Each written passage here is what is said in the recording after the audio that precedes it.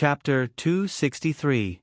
Rin Kiyono handed the qualified list to Kaoru Hayami, and the morning selection was over. "What do you want to eat? Where do you want to eat?" Toru Watanabe asked. There were 2 hours of lunch break, and if they didn't mind, they could sneak back to take a nap. Rin Kiyono pondered, thinking about what to eat. Unlike the leisurely atmosphere by the window, the atmosphere in the music classroom was heavy. 50 or 60 people in the brass band were nervously looking at Kaoru Hayami in front of the classroom. The remaining brass band and percussion band, although they only participated in the selection in the afternoon, no one knew if they could get into the A group, so it was difficult to calmly look at the brass band's emotions. "Let's start with the trumpet group." Kaoru Hayami's gentle voice squeezed into the almost stagnant atmosphere of the brass band group. The sound of breathing in the classroom seemed to weaken, and everyone's face was tense, staring at Kaoru Hayami. If it was in other schools, it didn't matter if they didn't get into the B group, they could still participate in the competition, and even participate in the smaller blowing competition. But Kanagawa High School's focus was on promotion, and the blowing band won't participate in any other competitions except the 55-person blowing competition. So those who didn't get into the A group could only participate in the opening ceremony, sports meeting, cultural festival, and so on. Third year, Kina Asada. Yes. Third year, Sha Kitamura. Yes. First year, Noriko Shigahara. Kaoru Hayami's voice trembled. Yes. Noriko Shigahara didn't seem to recover. There was a burst of crying in the classroom, and all the second years in the trumpet group were eliminated. First year, Kaoru Hayami couldn't bear to look at those crying members, Murase Emi. Yes. The mood in the classroom was intertwined. The students who passed were happy, but they didn't dare to show it in front of those who failed. Those who weren't called were crying in a low voice, and some were quietly motionless. Toru Watanabe listened to the girls sobbing, and said to Rin Kiyono, "Not a single second-year student will pass? If I give them a chance, the judges won't give Kamigawa a chance." As the main culprit, Rin Kiyono didn't feel any guilt or pity at all in such an atmosphere. Toru Watanabe looked at her cold and fair side profile and once again felt her cold charm that was like moonlight. "If I fall behind, please let me enter Group A. Will you agree?" Toru Watanabe asked curiously. "No," Rin Kiyono replied. "I'm a little disappointed." Rin Kiyono turned to look at Toru Watanabe and smiled. "What are you laughing at?" Toru Watanabe asked. "You want to get my favor?"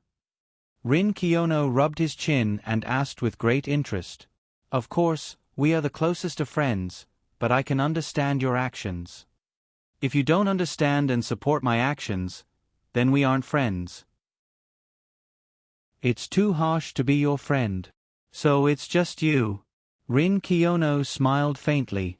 "Hearing you say that, I'm not disappointed anymore.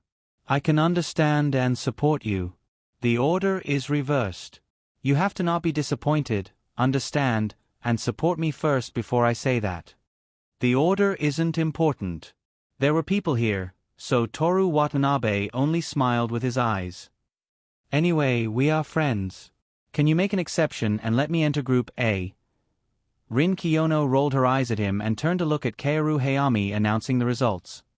"Kiyono-san? Kiyono? Are-san? Is that okay? Just this once? Can you not be so disgusting?" While the two were chatting, the brass band group's name list was announced. "These are the members of brass band group A. The soloists will be announced together with the woodwind and percussion bands in the evening." Yes. There were happy, sad, and nervous responses. Kaoru Hayami looked at Rin Kiyono by the window and asked her with his eyes if there was anything else to announce. If there wasn't, then the morning would end here. She thought that there was nothing else, but when Rin Kiyono walked over, she hurriedly moved aside and let Rin Kiyono stand at the conductor's position. "Regarding the members of Group A, I'm announcing a new rule." Everyone held their breaths, and the crying female members turned into sobs as they waited for her to continue. "At the end of every month, those who don't perform well will be reselected. So, members of Group B, please practice hard and don't make up the numbers." Group A was stunned. Yes. Group B answered excitedly. Many of the girls who were crying stopped crying and looked determined. Just like last year's head of the blowing band, Misaki Komatsu. It was fine if she didn't work hard, but if she worked hard, then she couldn't lose to others easily. This was Kanagawa High School style. The members of Group A who were comforting the girls who failed became vigilant. The close sisterhood in the classroom was broken. Such a strong sense of competition would increase their chances of entering the national competition and winning the national gold medal. Rin Kiyono walked down from the podium and returned the seat to Kaoru Hayami. She and Toru Watanabe walked out of the blowing band. There will be a selection every month. Don't say that I didn't give you a chance. What if it still doesn't work? Toru Watanabe asked curiously. Don't worry, it won't work. Rin Kiyono smiled warmly. I'll give you one-on-one special tutoring every day until your mouth goes numb. I can feel Asan's deep love. Before Rin Kiyono's eyes turned cold, Toru Watanabe immediately changed the topic. You added this rule for me at the last minute? I thought of it at the last minute, but it's not purely to play along with your joke. This rule can increase the strength of the blowing band. You might not believe it, but the reason I made this joke was to make you think of this rule. Do you feel my deep love? Was this sentence true or false? If one day, Kiyono wrote her memoirs, you might be able to get the answer from her. Perhaps, you might even be able to learn a lot of unspoken secrets. Toru Watanabe and Rin Kiyono left the campus from the Shiya station to the Shiya direction. Midway, they changed from the main road to a small road and had lunch in a small restaurant. It was full of seasonal ingredients. After lunch, Toru Watanabe suggested that they take a walk. Rin Kiyono hesitated for a moment before nodding in agreement. Midway, Toru Watanabe went to buy some water. Taking the initiative to help unscrew the bottle cap, he used his master-level kickboxing and other skills to skillfully drug it. The two continued to walk along the river until they reached the Ida Bridge. Then they turned back. When they returned to the Kamigawa ramp, Rin Kiyono was sweating slightly. She couldn't help but unbutton her school uniform. Toru Watanabe glanced at her. Her white shirt was pressed under her pleated skirt, hugging her slender and well-proportioned waist. The afternoon wind blew, her black hair swayed. Her white shirt clung to her stomach, accentuating her wonderful waist. Toru Watanabe felt endless charm from Rin Kiyono's body. How far did we walk? Rin Kiyono asked when they reached the school gate. A round trip of 5 kilometers. About. Toru Watanabe said based on his long experience of running in the outer courtyard of the shrine. As long as I want to, I can do anything. She raised her snow-white neck and drank the last sip from the bottle. If it weren't for my kindness, your reputation would have been ruined long ago. Rin Kiyono twisted the bottle cap in her hand and looked at Toru Watanabe, who was staring at her. What are you thinking about? Nothing. I trust you, that's why I walked with you and drank the water you bought. How much do you want to know? Look at how much I want to know. Asan, I'm a little scared of you. Scared of what? Rin Kiyono's tone was affectionate. I'm standing with you. If this continued, even Toru Watanabe, who was getting more and more powerful by the day, would find it difficult to resist Kiyono's charm. Seeing Toru Watanabe's silence, Rin Kiyono smiled. It's really effective, she said. What's effective? Toru Watanabe asked instinctively. I was just imitating the way you usually talk. Would the girl who chatted with him have to endure such temptation? Then why didn't Yori marry him? Oh, the two of them had been talking one-sidedly. With his imagination running wild, Toru Watanabe broke free from the strange feeling just now. Once again, he understood that when humans faced Kiyono, they would either fall in love at first sight or slowly become addicted and unable to extricate themselves. Other than that, there was no other choice. They ate and walked for 2 hours, no more and no less. The two returned to the music room and continued the selection. One by one, it was the oboe's turn. There were 3 oboe members this year, and Masanori Horikita was the second. When she walked in, she had a whistle in her mouth, the oboe was under her arm, and she was desperately staring at the music score with both hands. Sitting across from the two, she put the score on the music stand, still staring at it. "Look here."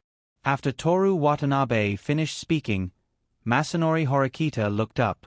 "Please state your grade, name, and the instrument you're responsible for." Rin Kiyono repeated this sentence. "First grade, Masanori Horikita Disu, I'm responsible for the oboe." After a pause, Masanori Horikita continued, "I'm also Watanabe, senpai's follower." "Is that so?" Rin Kiyono's voice was indifferent. "Toru Watanabe-san's oboe is very good, so Horikita-san should be very good." "It's over." Masanori Horikita held her small head regretfully. "I raised the difficulty for myself." "Let's begin."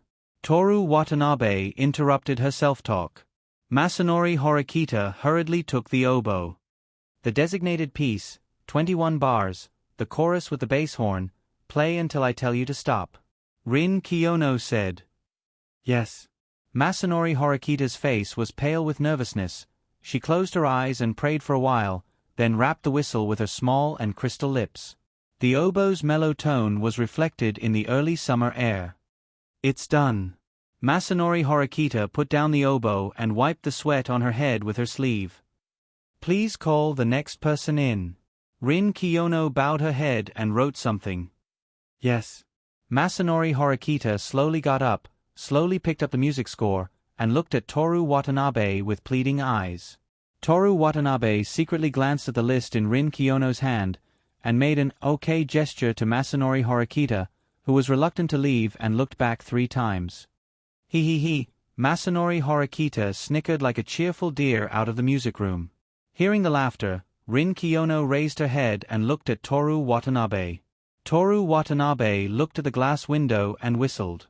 The melody was Yamashita Tatsuro's Silent Night line, "It hasn't disappeared yet, remaining, the thoughts of you, falling into the night." Outside the window, there were roars of encouragement from the baseball club.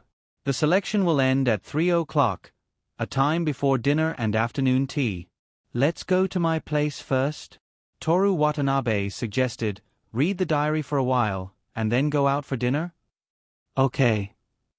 Rin Kiyono nodded. The two got on the tram, got off at the Shinonoko station, went off the bridge, and walked to Toru Watanabe's apartment. It was a long asphalt road with tall almond trees on both sides.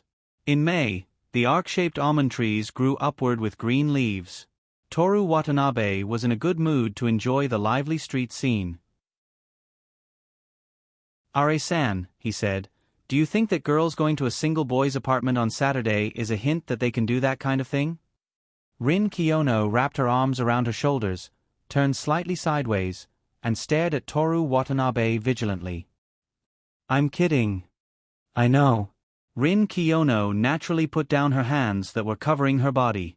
Toru Watanabe was stunned for a moment, then sighed, "I didn't expect you to be able to joke." "You know whether or not you want my body," Rin Kiyono said bluntly. "Whether or not I will do that, you know better than me." "Usually not, but you said it yourself, the location is your apartment, and there's no one there. What if your long-suppressed vulgar desire takes over again?" "Suppressed for a long time? So I've been thinking about your body for that long. Since the day you joined the Human Observation Department, you've been secretly looking at my legs, right? Don't talk about this kind of thing on the street." Toru Watanabe lowered his voice. "No, it's fine if you don't say it. It's fine as long as the two of us know. I've already written it on the first year of high school's employment survey." When they reached the apartment, the two of them took the elevator to the 5th floor. "That's Koizumi, Sensei, Miyazaki Sensei, and Miyazaki Sensei's rooms." When the door opened, Toru Watanabe introduced room 501 to them. "Your lover lives across the street?" Rin Kiyono said sarcastically. "My sensei lives upstairs in room 602. Toru Watanabe walked into room 502. Toru Watanabe would tell her everything, but he still had the idea that there was nothing he needed to hide from Rin Kiyono. Rin Kiyono smiled coldly. She refused to comment. She originally wanted to mock Toru Watanabe by saying, "Poor Miki Kujo was deceived," but when she thought about how this would only deepen Toru Watanabe's guilt, she decided against it. Besides, with Miki Kujo's personality, she probably didn't investigate Toru Watanabe carefully when he moved in because she was pretending to be magnanimous and completely trusted Toru Watanabe. But after she defeated her cutest self, Toru Watanabe, she would settle all her debts with him. Even though Rin Kiyono didn't care about Toru Watanabe's health, when it came to settling debts, she was just like Miki Kujo. After she completely defeated Toru Watanabe, it would be time for her to deal with him. She would cleanse his soul completely and leave only her colors behind. Toru Watanabe, who was oblivious, was bending over to get Rin Kiyono a pair of slippers. The door behind him opened. Toru Watanabe looked at Rin Kiyono. Rin Kiyono crossed her arms and looked at the open door with a sneer on her beautiful face. The door was opened, and Mayasahi, who was carrying shopping bags, looked at the two of them. Without any pause, she said to Toru Watanabe, "Toru, I bought groceries. We're having hot pot tonight." After that, she turned to Rin Kiyono. "Rin, you come too." "Rin." Rin Kiyono repeated the name. Mayasahi nodded gently. "You call me Mai. When did you two become so close?" Toru Watanabe looked back and forth between the two of them. Mayasahi looked at Toru Watanabe in confusion and said in a voice without any confusion, "We're both Toru's lovers. I don't want to have conflicts. I want to live a good life with Toru. Is that how you talk about me behind my back?" Rin Kiyono looked at Toru Watanabe gently. Chapter 264. Facing Rin Kiyono's obsidian eyes, Toru Watanabe's mouth opened and closed like a goldfish. He didn't say it to Mayasahi, but because of Mayasahi, he said it to Aona Koizumi. It was last summer, when they were living together in the blowing club. Mayasahi wanted to take the adult disc she bought to him in the middle of the night, so he had no choice but to propose to go by himself. Then, he was caught by Aona Koizumi, who woke up in the middle of the night. Why did he say that he was going on a date with Rin Kiyono? Right, it was Aona Koizumi who said that he had a relationship with Rin Kiyono, so he took advantage of the opportunity to say that. Seino Rin stared at the side of Toru Watanabe's face as he fell into deep thought and sighed helplessly. "If you want me to forgive you, at least apologize to me first," she said. Sorry." Toru Watanabe came back to his senses and answered subconsciously. His apology was perfunctory, and she didn't know if it was because he was distracted, or because she was his lover. Rin Kiyono rolled her eyes at him and didn't pursue the matter. She turned her gaze to Mayasahi. This official lover of Toru Watanabe was looking at Toru Watanabe with deep affection, as if he was the only one in the world who didn't care about the conflict just now. "Tomorrow, senior," Rin Kiyono said, "I won't be polite with dinner." After that, she coldly glanced at Toru Watanabe. "This time, it's tomorrow senior's treat. Remember that." "My treat means my treat," Mayasahi said coldly and firmly. "Is that so?" Rin Kiyono didn't comment. She bent down slightly, and her long hair fell from her shoulders. She lifted her feet, reached her fingers into her instep, and hooked off her flat shoes. She changed into the slippers that Toru Watanabe had given her. After changing her shoes, she walked in as if it was her own apartment. Toru Watanabe took the shopping bag from Mayasahi's hand. "Let's go in as well." After entering the living room, Toru Watanabe first poured a glass of water for Rin Kiyono, then took his diary for her to read. He and Mayasahi went to the kitchen to wash the vegetables and make the soup for the hot pot. Outside the window the light was bright, and the birds were hopping about among the green leaves of the trees on the street. It was still early. They washed the vegetables slowly, one slice at a time, and cut them bit by bit. Then, they used the most beautiful way to arrange them and place them on the plates. Rin Kiyono sat in the living room with a glass of water on the table in front of her. Toru Watanabe's diary was on her lap. She looked around, and her gaze lingered on the cheap television for 2 seconds. His parents must have bought it for him. As she thought this, she began to read the diary. She flipped open the cover and saw the first sentence written on the title page. No matter when and where, be careful of Russia-san. Although she already knew, Rin Kiyono still smiled when she saw Toru Watanabe's neat handwriting. Be careful of what? Worried that he would lose his vigilance, fall in love with her, and give up everything? She was in a good mood, and suddenly she didn't want to read anymore. She closed the diary and walked to the kitchen. I'll help, she said. You're not reading anymore? Toru Watanabe turned around and asked her. Let's go back and read. Rin Kiyono elegantly rolled up the sleeves of her school uniform, revealing her smooth and delicate wrists. Looking at her dazzlingly beautiful arms, Toru Watanabe suddenly remembered something. The roses are still in the mailbox downstairs. I'll go get them. I'll leave this to you. He shook the water off his hand. Rin Kiyono slightly frowned and looked at his movements with disgust. Don't get water on the kitchen floor, she reprimanded. Sorry. Toru Watanabe took a kitchen towel and wiped his hands. Get out of the way, Rin Kiyono said again. Yes, yes, yes. The two of them exchanged places. Rin Kiyono walked to Masahi's side and helped her with the preparation of the ingredients. Whose kitchen is this? Let me take a good look at the house sign. It's Rin. Rin Kiyono suddenly turned around and looked at Toru Watanabe with cold eyes. What are you still doing here, student Toru? Rin ordered him to expel her. Coincidence? Or could this guy really be a mind reader? There couldn't be two people whose minds were connected to this extent, right? They weren't twins. Wait, born on the same day, could they really be twins? Is he the eldest son of the Seigo family who was lost in the wild? That didn't seem too bad. In the future, Rin Kiyono could naturally stay by his side for the rest of his life. But if that was the case, would he have to change his surname when he married Miki Kujo? When he went downstairs again to retrieve the roses that had been lying in the mailbox for the entire day, Toru Watanabe kept thinking about the things that hurt his parents in the countryside. Rin Kiyono used her fair fingers to peel off a fresh cabbage leaf. Masahi was beside her, removing the shrimp lines in the pond. Her delicate face was expressionless, but one could feel her faint joy. What do you plan to do in the future? Rin Kiyono suddenly asked. Masahi raised her head and looked at her with her clear eyes in confusion. Be together with Toru. Will we always be lovers like this? You want to compete with Kujo? Masahi asked calmly. After hearing this, Rin Kiyono remembered that she hadn't clarified that she wasn't Toru Watanabe's lover. She was so focused on Toru Watanabe that she forgot about this matter.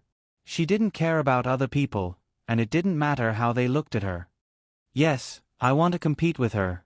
She put the cabbage and the basket beside the pond, waiting for Masahi to wash it.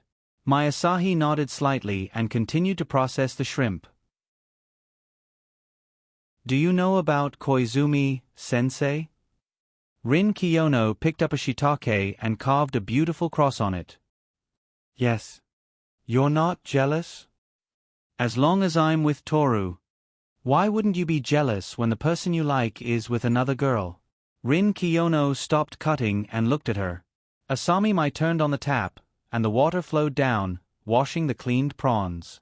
Rin Kiyono heard her answer amidst the sound of water. If Toru isn't by my side, I can't feel anything. If one day, Kujo asks Watanabe to leave you, and he really leaves you, what will you do? Without Toru, my life is like an anesthetic. I can't feel anything when I walk, and it can end any time. Rin Kiyono looked at Masahi's side profile. Her expression was still calm and emotionless. But she was honest, and every word she said was true. Rin Kiyono suddenly regretted asking Masahi these questions on this Saturday afternoon. Miki Kujo wouldn't care about losing Masahi and Aona Koizumi from Toru Watanabe, but what about her? She was so cute, and her chances of winning were higher than Miki Kujo's. When the time came, would she consider Miki Kujo, Masahi, and Aona Koizumi?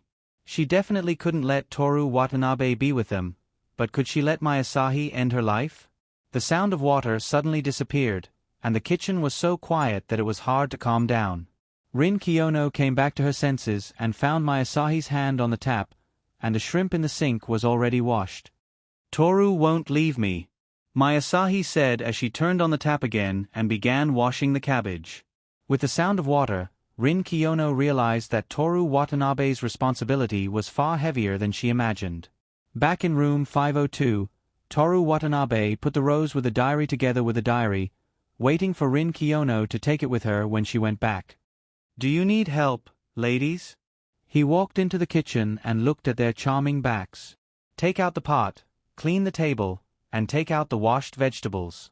Rin Kiyono's white little hands handled the last shiitake mushroom. "Yes." Toru Watanabe picked up the dishes and took 2 steps out. Suddenly he asked as if he remembered something, "Where do we eat?" "Where do we eat what?" Rin Kiyono put down the knife and took out the plate with the beef. "The dining table?" "The living room." "The balcony is fine too." "Toru, you can decide." Masahi handed a plate to Rin Kiyono. "Thank you." After thanking her, Rin Kiyono thought for a moment and said to Toru Watanabe, "The balcony." "Okay, I'll move the table and the gas stove." Toru Watanabe carried the 2 dishes out of the kitchen and prepared to move them along with the table to the balcony. He deliberately slowed down the speed of processing the ingredients and chatted aimlessly. When the sun set, the 3 of them finally began to enjoy the hot pot.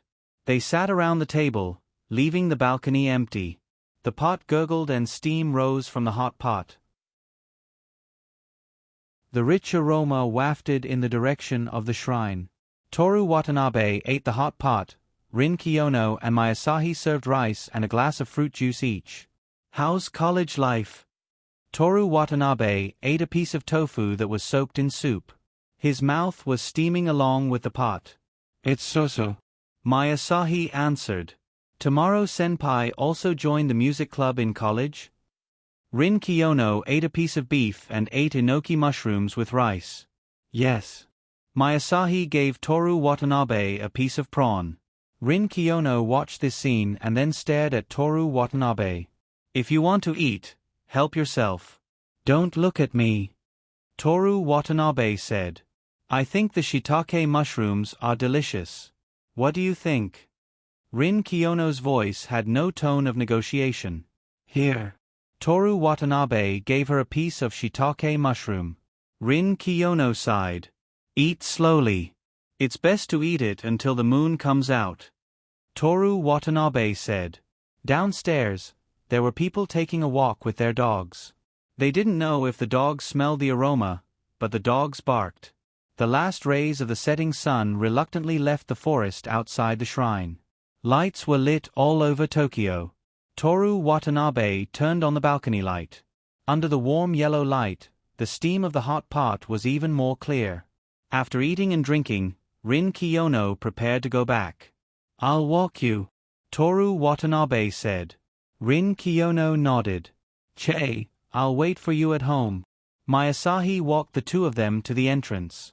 Rin Kiyono, who was holding the notes and roses, looked at Toru Watanabe as if she was watching a show. "Do you want to stay? You don't have to walk me out." She conveyed this message with her eyes. Toru Watanabe glanced at her, then turned to Masahi and said, "Do you need anything?"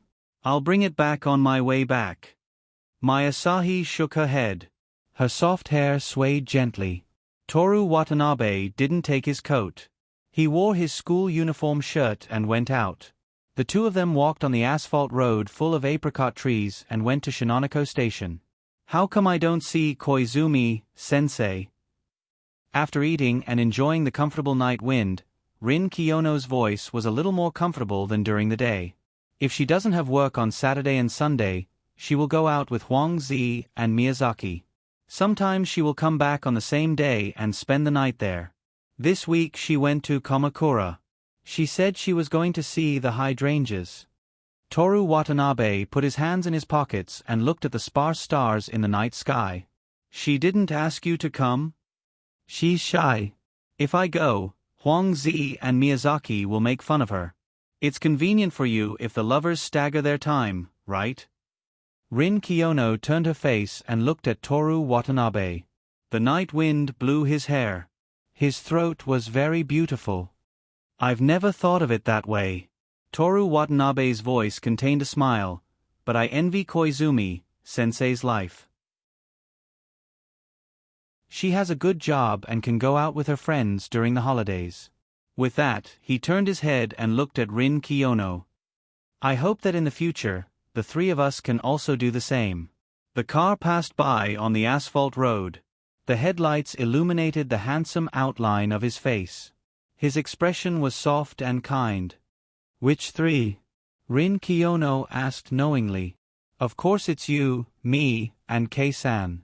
Toru Watanabe said, some words are only for you.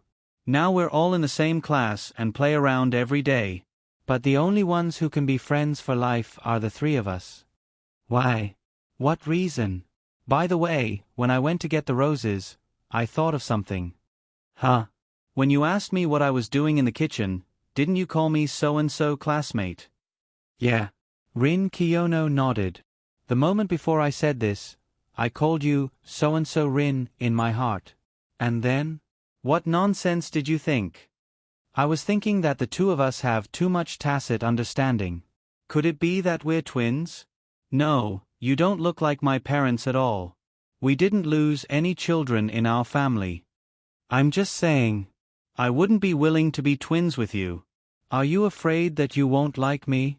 Rin Kiyono tucked her hair that was blown by the wind behind her ear. What are you talking about, my sister? It's not appropriate for the two of us to talk about this. Toru Watanabe had the attitude of Kiyono. Why are we brother and sister, not brother and sister? I don't have any objections. I can be brother and sister too. I have a wide range of interests. Rin Kiyono rolled her eyes at him. What time were you born on June 6th? 2:03 a.m. Toru Watanabe tilted his head and looked at her. What about you? Younger than me? Ha ha ha. Rin Kiyono didn't laugh. She just looked at him. Toru Watanabe stopped laughing and said in astonishment, it can't be the same time, right? This time Rin Kiyono laughed. Her smile was as beautiful as the sunset, faint and without much warmth. The two of them looked at each other. It was obviously just a coincidence, but because of their close relationship, the two of them believed that it was fate. Toru Watanabe looked away. Out of the corner of his eye, the Shinano station was not far away. What a pity. It seems that we really aren't twins. My dream of being the young master of the Kiyono family is shattered. He sighed as if it was really a pity, dispersing the atmosphere just now. Rin Kiyono looked at him in amusement. From my Asahi, she understood Toru Watanabe's responsibility and no longer said that he was timid. Watanabe-san, do you have enough courage? She stopped and no longer approached the station. Toru Watanabe also stopped and proudly said, besides Mickey and you, there is nothing that can make me afraid. It seems that it's not enough. Rin Kiyono said. What do you mean? If my Asahi-san doesn't want to be with you, she will choose to end her life. Kujo won't allow you to have a lover.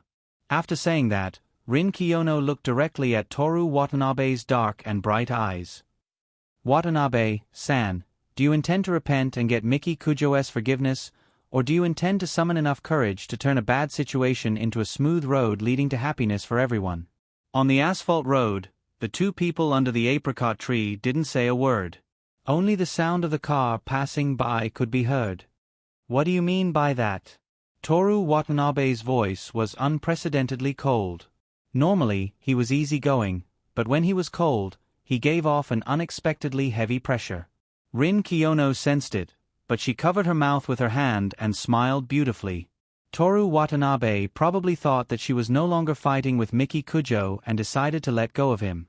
Instead of caring about his own future, he cared about whether or not she still loved him. This person usually pretended to be hypocritical and said that they were friends. She looked at Toru Watanabe teasingly and said, Watanabe-san, in this world, in my life, there is only one Toru Watanabe. Of course. Toru Watanabe's expression relaxed. In this world, in your life, there is only one Rin Kiyono. Observing his expression, Rin Kiyono continued, Kujo, Asaka, and Koizumi, there is only one of each of them. At last she said, watching the fun, what are you thinking and what are you going to do? Let me observe you, Watanabe-san. Toru Watanabe froze for a moment, then smiled helplessly. Kiyono-san, please have some sympathy. Sorry, I'm a bad woman. Rin Kiyono replied with a smile.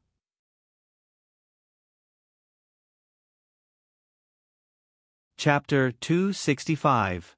May 7th, the second Monday of May. After the first physics class, Toru Watanabe sat opposite to Miki Kujo, using her desk as his own. Help me think. He was holding the pen and paper that Aona Koizumi had bought for him from Kamakura yesterday. Think about what? Miki Kujo retracted her gaze from the window, resting her chin on her hand. Keisuke Saito's Megamis game script. Didn't you all say that it was completely useless last Friday? I can only rewrite it. Toru Watanabe explained. You're the one who wrote it completely useless. Rin Kiyono, who was reading, pointed out Toru Watanabe's faulty wording. Toru Watanabe looked at Miki Kujo, hoping that the two of them would quarrel. This time, he would definitely stand on Miki Kujo's side. Miki Kujo yawned lazily. Toru Watanabe, who was close to her, could see her wet tongue and clean white teeth. They didn't quarrel. He could only do it himself. Toru Watanabe turned his gaze to Rin Kiyono. My script is completely useless, so I'll have to trouble Kiyono classmate to write a wonderful script for me to read. Rin Kiyono didn't respond. She was reading some unknown book today that had a cover. I entered Kamigawa from the countryside and became the top student in Kamigawa from 3rd place. Although I chose science, I'm also impeccable in liberal arts. You don't have any works, yet you say that my script is completely useless. This isn't like Kiyono classmate, who speaks with her own ability. You're the one who asked others to review your script, and you're unhappy with your flaws being pointed out, so you want me to write one too? Rin Kiyono said sarcastically. Yep, I'm that kind of person. So, are you scared? Rin Kiyono looked up from her book and looked at Toru Watanabe disapprovingly. Since you want to challenge me, I'll show you the difference between us. The difference between first and second in the country. Toru Watanabe asked curiously. Miki Kujo, who was resting her head lazily on her hand, laughed impolitely. Ah, 3rd place is laughing. Rin Kiyono sneered. In terms of learning time, I can only get 3rd place. Miki Kujo also retorted with a cold smile. Study time? Was being one of the top 3 in the country something that could be achieved with time? Even if some people work hard for their entire lives and are given a chance every year, they still won't be able to enter the top 100 in the country. In the end, Rin Kiyono concluded, Kujo-san, the real apex belongs to the smart people. If you're not smart, then no matter how hard you work, it's useless. Miki Kujo put down her hand that was supporting her head and looked at Rin Kiyono with narrowed eyes. Her eyes were sharp and charming. She was about to speak. I agree. Toru Watanabe placed his pen on his upper lip, as if he was smelling the fragrance of the hydrangeas in Kamakura.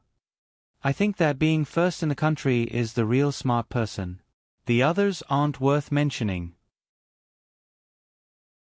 The two young ladies looked at him with cold eyes and cruel smiles. Just kidding. Toru Watanabe slammed his pen on the table and looked at the two girls. The real apex belongs to the smart people who work hard. In order to eliminate the factor of hard work, let's use a script to decide who's the real number one. How about it? He added, the first person to write a script. Who's going to be the judge? Rin Kiyono, who considered herself to be smart, accepted the challenge. Toru Watanabe thought for a while. Submit a manuscript? Let the editors have the final say. Submit a manuscript? Miki Kujo asked. Denjiki, Fuji, Kadokawa, MFJ, GA, and so on all have their own manuscripts every year. The highest prize is 3 million yen and 100 yen. That kind of thing takes a long time. I don't have time to play games with you. Miki Kujo didn't understand this industry, but from a business perspective, she immediately deduced the operating model of the manuscripts. Toru Watanabe took out his phone and clicked on Kadokawa Bunko's manuscripts page. The manuscripts would be accepted from April to November, and the winners would be announced in March of the following year. It's indeed very long. Toru Watanabe half answered, half muttering to himself. He clicked on each library to see if there were any recent manuscripts competitions. Finally, he found a suitable one on a library he had never heard of. The manuscripts will be accepted from March to May, and the results will be announced in early June.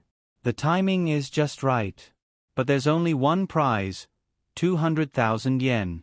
It's enough for the two of you to treat me to a meal. Toru Watanabe raised his head and asked them, "That's it? It's too troublesome. I'm not participating." Miki Kujo lazily laid on the table. "Since it's a club activity, why don't you give it a try?" Toru Watanabe asked her. His voice was soft as if he was talking to someone who was about to fall asleep. "Don't bully the third place, Watanabe-san," Rin Kiyono advised without a trace of kindness. Miki Kujo maintained her position on the table as her beautiful eyes stared at Rin Kiyono. "Forget it."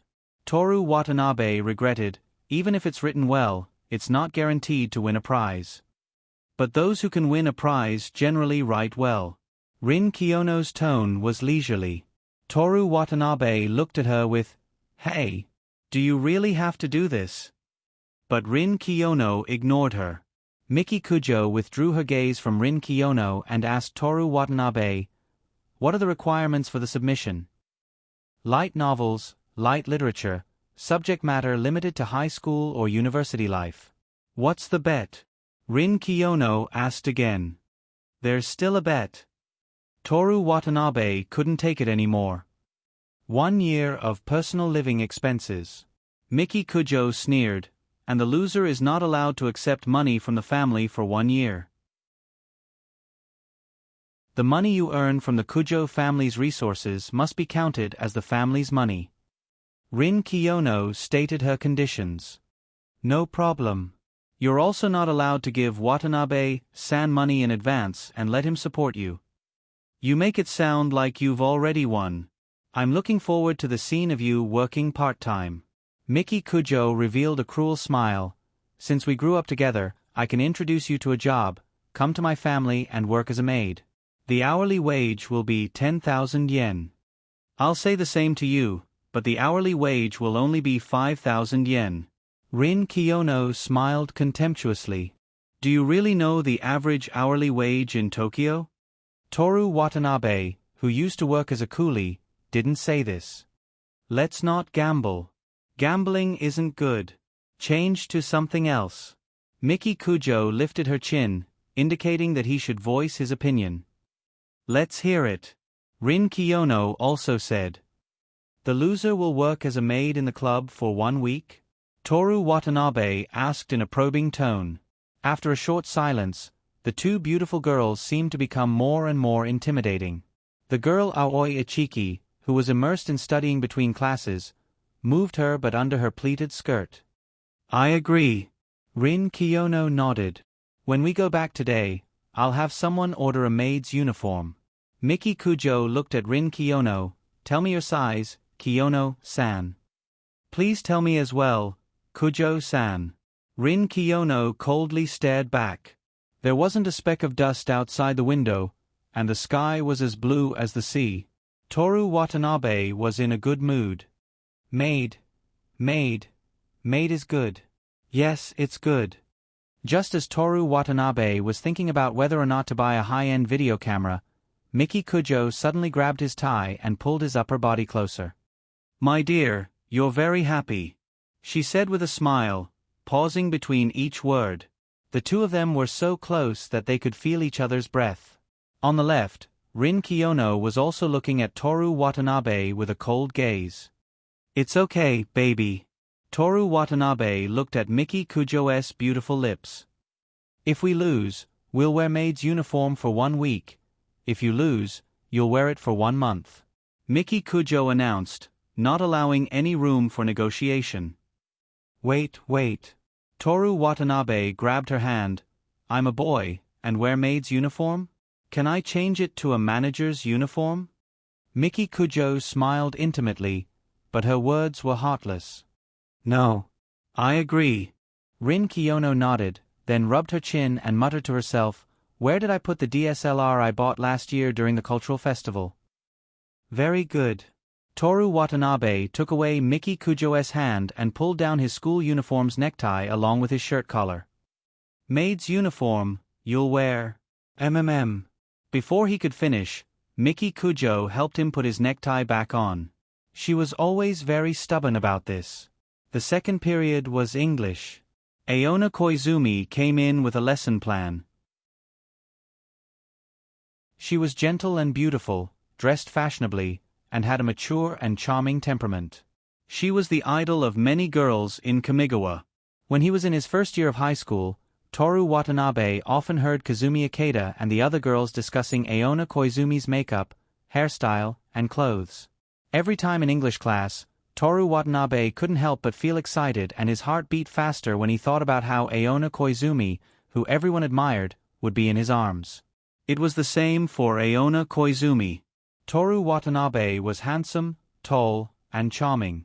He was the idol of all girls in Kamigawa, and many young female teachers often talked about him. During class allocation, everyone wanted him to go to their class.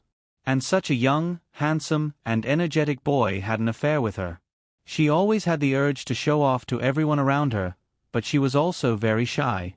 All kinds of emotions intertwined into happy worries. The class started. Aona Koizumi explained English grammar without any changes from before. Occasionally, she would look at the corner, and every time, Toru Watanabe would be looking at her.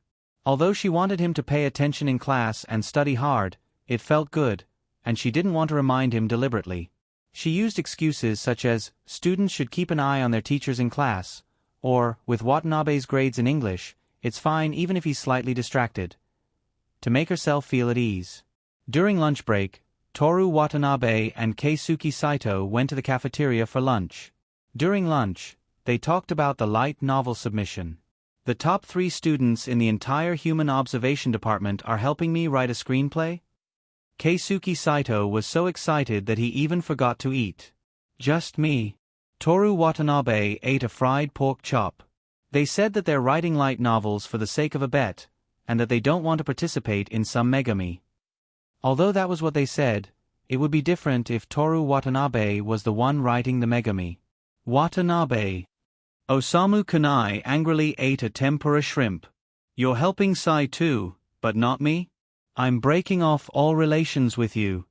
The other day, I had to pester Watanabe for half a day before he finally agreed to help me write the screenplay, Keisuke Saito bragged. Then I'll keep pestering you from now on.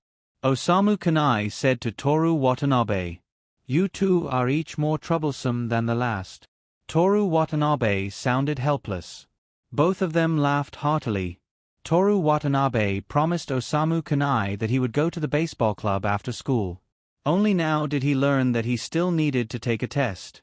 Osamu Kunai kept saying that he would be able to play as long as he showed up, but it turned out that it was only an opportunity. But this was fine as well. As long as he failed the test, Osamu Kunai wouldn't bother him about it anymore. After the matter with the baseball club was resolved, Toru Watanabe asked Keisuke Saito, I'll give you the screenplay as a light novel at the end of June. How are your preparations coming along? I'm still working on them. Itsuki-san said that she'll help me ask around in the Wind Instrument Club. I'm planning on going to the art club to look for Chen Chenzi after school today. Keisuke Saito was in the mood to talk, and he started chatting with them about how he wanted to create a touching and best-selling YAMI game. Toru Watanabe listened to him without saying a single word. He was only responsible for the screenplay. He didn't care about anything else, nor was he interested. If he had the time, he might as well read a couple of books or try to recall the master-level video clips that he hadn't used in a long time and see if they would be of any help to his photography. Both Rin Kiyono and Miki Kujo were dressed as maids at the same time. Perhaps this was a once-in-a-lifetime opportunity. After his afternoon classes, Toru Watanabe left his backpack in the Human Observation Department and informed Miki Kujo and Rin Kiyono that he was going to head to the baseball field. "I'll go with you." Miki Kujo, who had just laid down, reached out her fair and tender hand and had Toru Watanabe pull her up. "What are you going to do? It's all dust." Toru Watanabe held her hand and gently squeezed it. He didn't immediately pull her up. "Observe high school life," Miki Kujo said. She was usually busy with work. Apart from attending classes, she spent her time in this activity classroom. She only attended high school in Japan once during the cultural festival, from Iwate Prefecture to Tokyo, 400 kilometers. She played the role of Toru Watanabe's girlfriend, who died young. "Okay, let's go." Toru Watanabe pulled her up. Miki Kujo deliberately didn't stand still and lazily fell to the ground. Toru Watanabe hurriedly hugged her and put his hand on her slender waist. "Be careful." Miki Kujo heard his stern reprimand and immediately asked with concern, "You didn't sleep well last night? You should lie down and rest. Don't go." She was very satisfied with his reaction, but she still said coldly, "You don't love me anymore." Ah. The smart Toru Watanabe was occasionally stunned. It was too cute. If it wasn't for the sake of continuing acting, Miki Kujo wanted to press him down on the sofa, straddle his waist with her legs, and kiss his lips. "You just told me to lie down and rest. You didn't say anything about canceling the script competition," she said. "How sweet," Rin Kiyono coldly mocked. Toru Watanabe patted Miki Kujo's waist through the school uniform and called out to Rin Kiyono, "Kiyono-san, why don't you come too?" Both of them looked at him.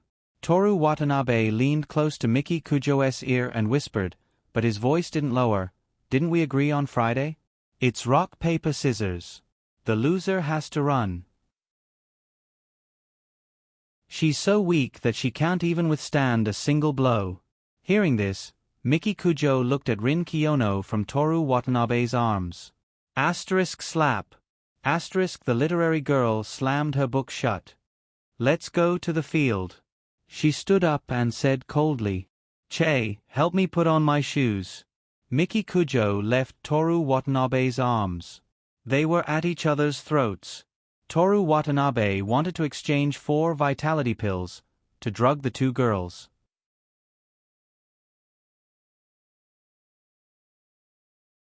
Chapter 266. They didn't leave immediately. Toru Watanabe couldn't let them run in their school skirts, and he wouldn't allow it. Although one of them was wearing black pantyhose and the other was wearing safety pants. He stood guard outside the door while the two young ladies changed their clothes inside. During the winter camping trip, Rin Kiyono and Toru Watanabe went to wake Miki Kujo up. At that time, they caught a glimpse of her body. Now, Miki Kujo was unbuttoning her shirt as if there was no one around. When she let her pleated skirt fall to the ground, Rin Kiyono subconsciously took a few glances. Slender white neck, round and perky breasts, beautiful waist. Even though she knew that she wasn't bad, she still couldn't help but feel a little envious. Toru Watanabe already has such a beauty. My advantage is that I know everything about him, Rin Kiyono thought. Out of a girl's desire to compare, Miki Kujo also looked at Rin Kiyono from the corner of her eyes. Her skirt was unbuttoned, revealing her long and slender legs. Her curves were so beautiful that it made people crazy. And every part of her delicate and white body, even if a woman saw it, her heart would race and she would want to touch it carefully. Even she was moved, not to mention Watanabe. Miki Kujo became even more vigilant. After changing into spring sports clothes, the three of them left the Human Observation Department and walked towards the baseball field. Between the corridor and the stairs, they could hear the messy and melodious sounds of instruments from the playing department. After they walked out of the club building, they arrived at the field and entered the world of sports clubs. Their surroundings suddenly became lively. Kamigawa, do your best. The karate club was running on the track under the lead of the ponytailed female club head. Breathe. Pay attention to the rhythm. Arms. The dark-skinned track and field club head was training the new members of the first grade. On the football field, the coach was breaking down the movements of the club members. Inside the barbed wire fence, some of the tennis club members were practicing with each other while others were practicing alone against the wall. The three of them with outstanding appearances attracted a lot of attention. Under the gaze of these people, they arrived at the baseball field that was covered in sand. The members of the baseball club were originally wearing white clothes, but now they were stained with mud. Everyone's faces were covered with sweat. Rin Kiyono and Miki Kujo stood outside the baseball field and waited side by side for Toru Watanabe to finish his interview. Under the guidance of Osamu Kanai, Toru Watanabe met the coach who liked to scold people. Without any superfluous words, the coach let him go directly to the pitcher's mound. The first ball was easily hit. The second ball was hit by another batter. The wide face of the baseball coach, which had been exposed to the elements, showed an expression of wasting time. The third ball was hit very far. Looking at the excited look on the batter's face, it seemed like it was a very big deal. Toru Watanabe knew nothing about baseball. He only knew that he had to throw into the strike zone. However, it did not matter. He did not care about the face of a transmigrator or the owner of the system. Compared to that, he was really angry that the #1 spot in the country had been snatched away. The interview ended. Toru Watanabe took off his gloves and turned around to look at the two beautiful girls. He was afraid that they would get impatient from waiting. Who knew that Sano Rain had a faint smile on his face and Kujio Miki had a look of disdain on her face. He took back his words. He would also be angry if he was looked down upon by these two. Toru Watanabe put back on the gloves that he was about to pass to the female manager of the baseball club. He waved at Osamu Kanai, who was acting as the catcher. Thanks to the tacit understanding they had developed during their sparring sessions last year, he threw a baseball to Toru Watanabe. The batter looked at the coach. Seeing that the coach did not call for a stop, he got into position and prepared to receive the ball. Osamu Kanai also squatted down again. Make a guess. Rin Kiyono looked at Miki Kujo. Since he's serious, he won't get hit. If both of them bet the same, the game won't work, Rin Kiyono said regretfully. Miki Kujo said sarcastically, You seem to have a lot of confidence in my boyfriend. I have confidence in my club members. The two of them looked at each other. Did you see that? Toru Watanabe walked over in high spirits. That beautiful high-speed ball. Miki Kujo and Rin Kiyono turned to look at him. Behind Toru Watanabe was the batter who doubted his eyes. There was also the catcher, Osamu Kanai, who was staring at the ball in his hand in disbelief. Let's go when it's over. Rin Kiyono turned and walked towards the field. She wasn't interested in sports at all. She just wanted to ridicule Toru Watanabe with a smile. Why did you have to throw the fourth ball? You're wasting my time. Miki Kujo turned around and walked towards the field as well. Didn't you see it? Toru Watanabe chased after them. I instantly entered sage mode and absorbed the natural energy of the oak tree at the school gate. I threw the high-speed ball in the form of a Baijidama. You didn't see it. Go to the infirmary on your way back, Rin Kiyono said gently. I was joking. I'm not delusional.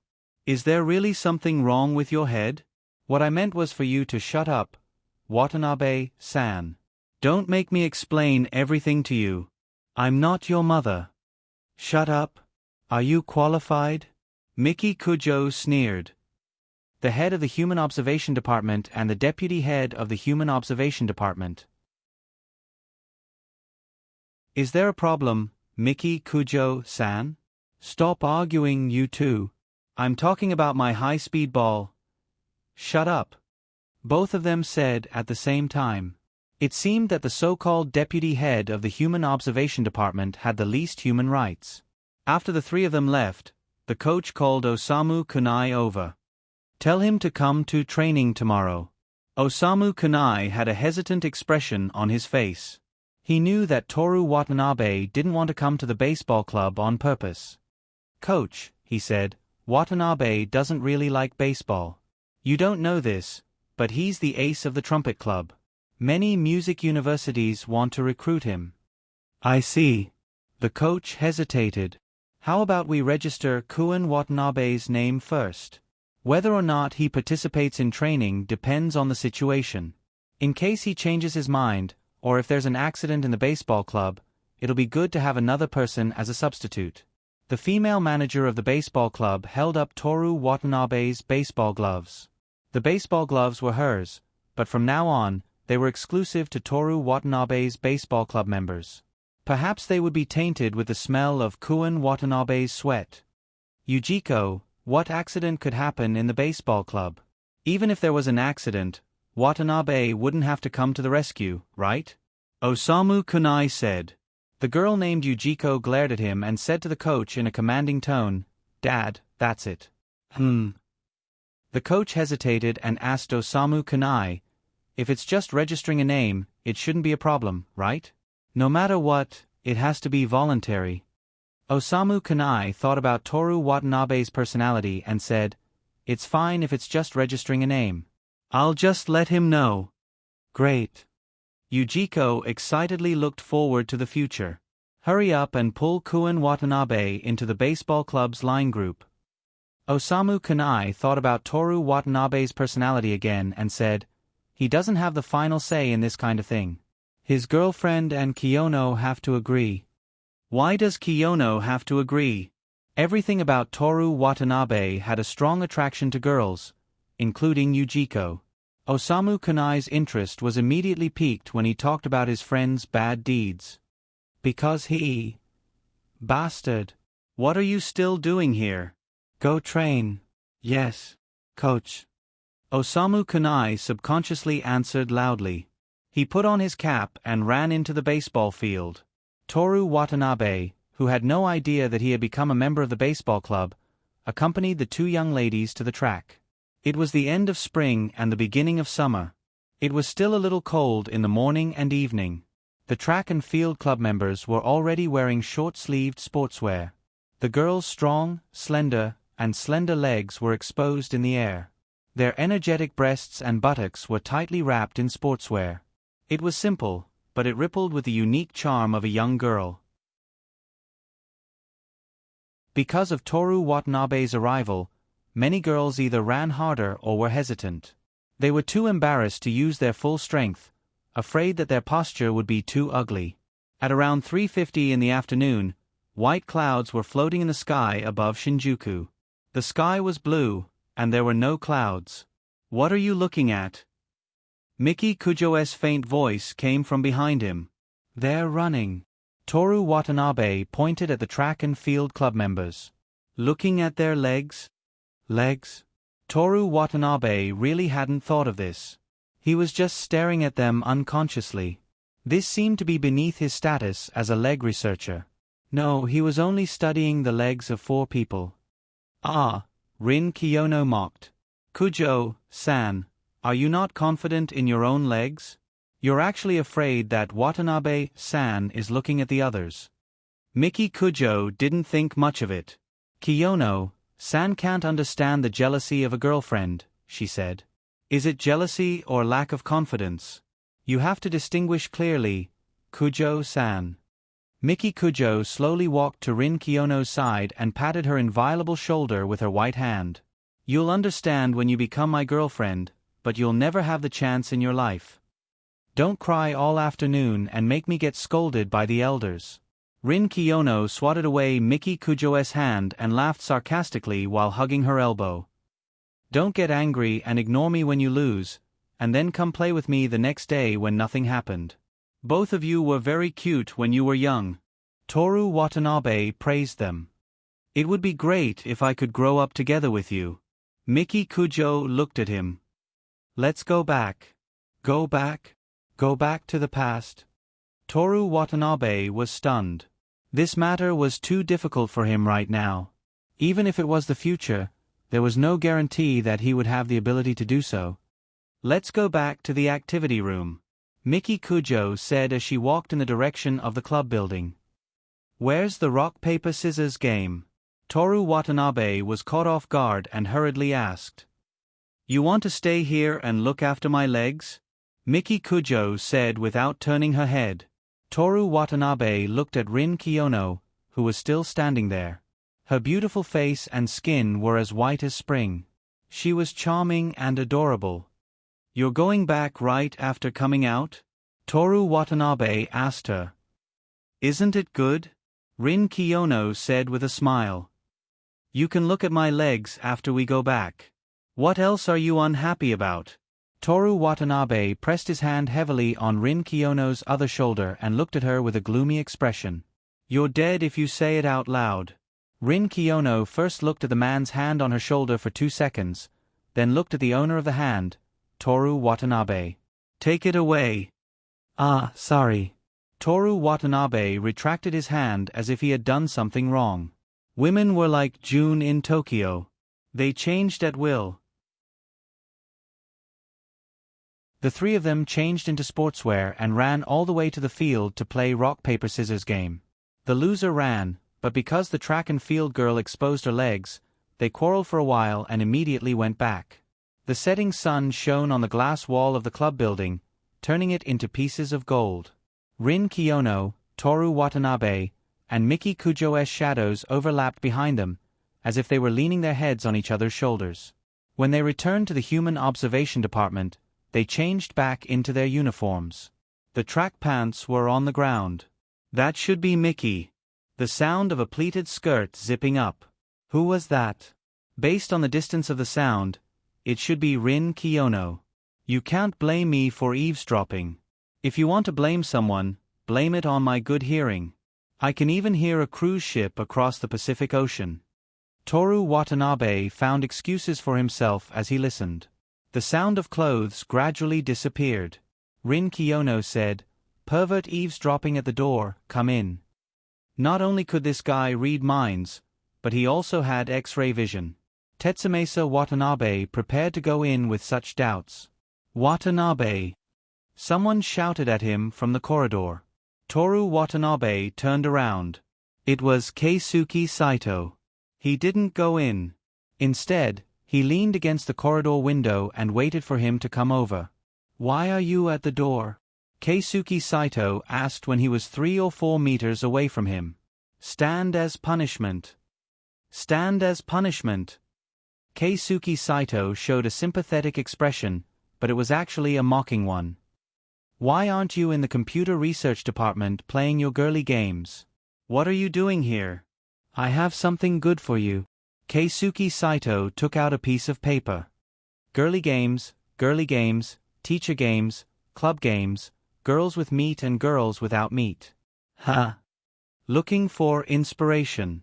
Keisuke Saito put on an expression of entrusting the fate of mankind to Toru Watanabe and handed the paper to him. I should have given you my game, but this thing is like a pillow. I can't let anyone touch it. So, please buy it for me. When the game makes money, I'll give it to you together with the money for the script. Why didn't you just send it to me on the line? Toru Watanabe asked. In the classroom, doesn't Kuju-san often take your phone? Who would dare to send you messages? I'm going back. You work hard on the script. After watching Keisuke Saito go downstairs, Toru Watanabe memorized all the game names. He opened the corridor window, aimed at the trash can in the atrium corridor, controlled his strength, and gently threw it out. What he thought was a foolproof plan was ruined by the first breeze of summer. The paper was too thin, and there was wind in the corridor where the trash can was, so the paper was blown to the ground. At this point, it was nothing. Aona Koizumi and Huang Zi just happened to pass by. They were going to find Miyazaki Miyuki in the infirmary and go home together. The paper rolled to their feet. Aona Koizumi looked up at Toru Watanabe reproachfully and bent down to pick it up for him. At this point, it was nothing. Just as Aona Koizumi was about to throw the paper into the trash can, Huang Zi beside her took it and unfolded the crumpled paper. The 2 young female teachers leaned their heads together and read the contents. Toru Watanabe tried to recall what was written on it. After class, the tutoring of 18 female teachers are 18. Alright, that's enough. There's no need to recall it anymore. Huang Zi looked up and smiled maliciously at Toru Watanabe. At the side, Aona Koizumi blushed. She seemed to want to destroy the paper, but Huang Zi dodged. The sky gradually turned to dusk. Toru Watanabe closed the corridor window. The wind outside was a little cold. If he had known, he would have thrown the paper out of Kamigawa with all his might. Sometimes, being too polite would ruin things. Toru Watanabe walked into the human observation department with an inexplicable feeling. If a student was caught playing a game with 18 categories, they would be scolded. But as a boyfriend, he didn't understand. "I thought you went to turn yourself in," Rin Kiyono said as she looked at the book in her hand. "Turn myself in? You eavesdropped on us changing clothes. You didn't do anything for so long." "Ah, that's true." Toru Watanabe's expression and tone made it seem like this incident happened 10 years ago. Watanabe, Miki Kujo, who was lying on the sofa, called out, "Come and massage my legs. They hurt from walking. If you don't exercise, you'll end up like Kiyono sooner or later." Toru Watanabe walked over and sat on the sofa. After changing clothes, Miki Kujo didn't wear any pantyhose. Her bare legs were exposed. Toru Watanabe put her legs on his lap. She didn't know if he was taking advantage of her or if he was massaging her. Miki Kujo's legs were soft and warm. Touching them made his heart itch. He couldn't resist the urge to kiss them. It wasn't just her beautiful legs. Her delicate face, her neck, her waist, her entire body was like this. Every day, he wanted to hug her 3 times. "Watanabe-san, pay attention to the way you speak." Rin Kiyono fiercely glared at him. "Nonsense, you're scolding me. Tell me the truth, you're scolding me too? I think you just want to scold me, right?" Rin Kiyono rubbed her chin, thought for a moment, and replied, "After hearing what you said, I'm not sure anymore. In the past, I scolded you for lying. No, I educated you. Now, have you gotten used to it?" "You're asking me?" Toru Watanabe asked back. "Next time she scolds you, don't be polite. Scold her back. If something happens, this lady will support you." Miki Kujo lifted her leg and slapped Toru Watanabe's thigh. "Watanabe-san, if you're pressured or threatened by Kujo-san, don't be polite. Fight back. I'll support you." Rin Kiyono retorted, "Beautiful women are the best at lying. I won't fall for it."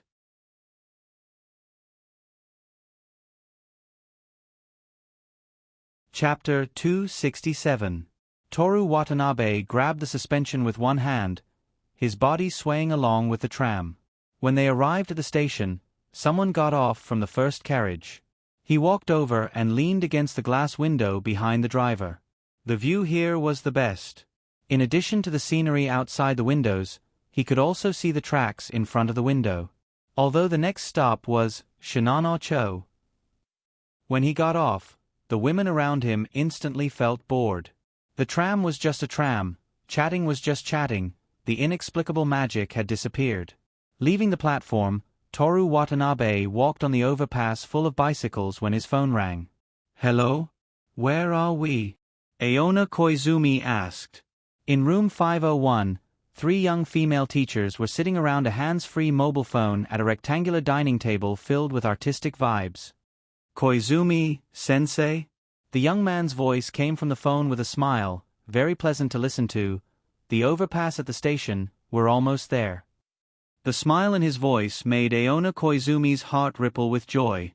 Toru Watanabe couldn't help but smile because the person on the other side of the phone was her.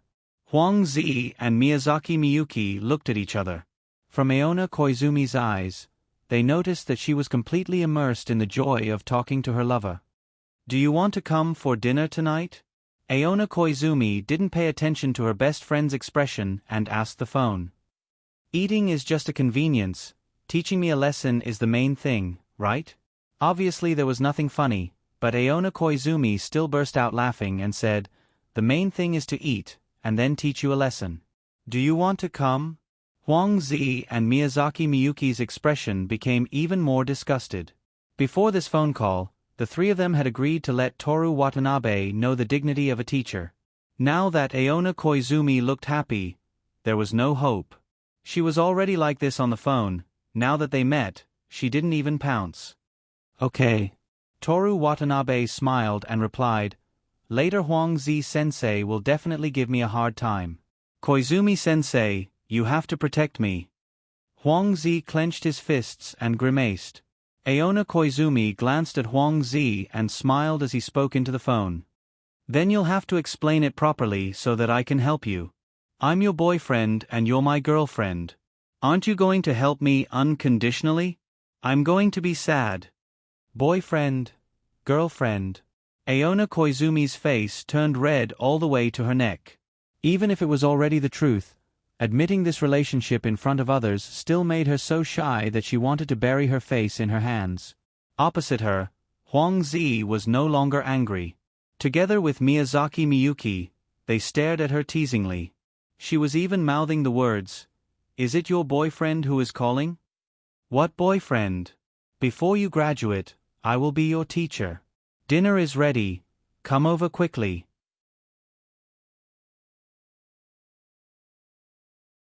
She was thin and could be considered good-looking in the normal sense. Her sullen and stern face was enough to make students not dare to look at her.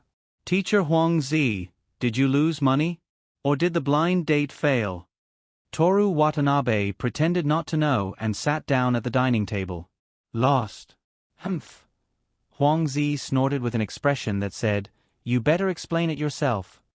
She was really going to scold Toru Watanabe like a student. "So it's your period?" Toru Watanabe said innocently, "Remember to drink more hot water and keep warm." Okay, let's eat first." Aona Koizumi sat next to Toru Watanabe. "Just help him." Huang Zi picked up a bowl and ate 2 mouthfuls. Then she began to scold Toru Watanabe. "What kind of games do you play? Sister?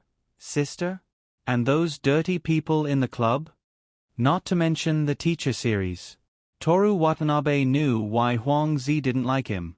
She was just worried about Aona Koizumi's happiness and her good friend's future. In the eyes of ordinary people, Aona Koizumi's relationship was destined to be a tragedy. They even suspected that Toru Watanabe was willing to be with her only because of the vanity of having a female teacher as his girlfriend. Toru Watanabe would only be happy to have a good friend who cared about Aona Koizumi so much by her side. As for Huang Zi's attitude towards him, he would use time to prove everything. He would always be with Aona Koizumi and treat her well. "Koizumi, sensei," he said. "What's wrong? Is it not delicious?" Aona Koizumi asked. "You're dressed very nicely today. I couldn't take my eyes off you in class." Aona Koizumi's beautiful face was calm. "You have to listen carefully in class. Don't think about all kinds of nonsense all day." "Okay, I won't in the future." Aona Koizumi's heart skipped a beat. "Okay, that's right." Saying this, she felt a strong sense of regret. Was she really not going to look anymore? Wasn't it normal to stare at the teacher in class? Why did she say that? She could have said to look less. She didn't want to eat anymore. Her whole body was so weak. Should she dress up properly and wear nice clothes in the future? "I really want to take the exam quickly." Toru Watanabe sighed. Aona Koizumi felt that tonight's dishes were delicious again. Today was May 7th. There were still 20 days before the exam. Since the results were out, they would only be able to hug once in early June. It was so long. If she had known earlier, she would have agreed to Toru Watanabe's request and hugged him 3 times. But in this case, the number one in the country would have to kiss. Aona Koizumi lowered her head and pretended to eat. Her face was red. She even thought just now, if Toru Watanabe put his tongue into my mouth, I would definitely be very angry and bite him. But it couldn't be too hard. It would be very painful if the tongue was bitten. If it was kissing, how would the tongue feel? What do you plan to do after graduating from university? Huang Zi asked Toru Watanabe again. I'm not sure. I'll probably be an idle son-in-law? Live-in son-in-law? Then what about Aonai? Even if she can support herself, as a man, don't you plan to do anything for her? Toru Watanabe looked at Aona Koizumi. She lowered her head and didn't eat anything. She only ate the rice in her bowl.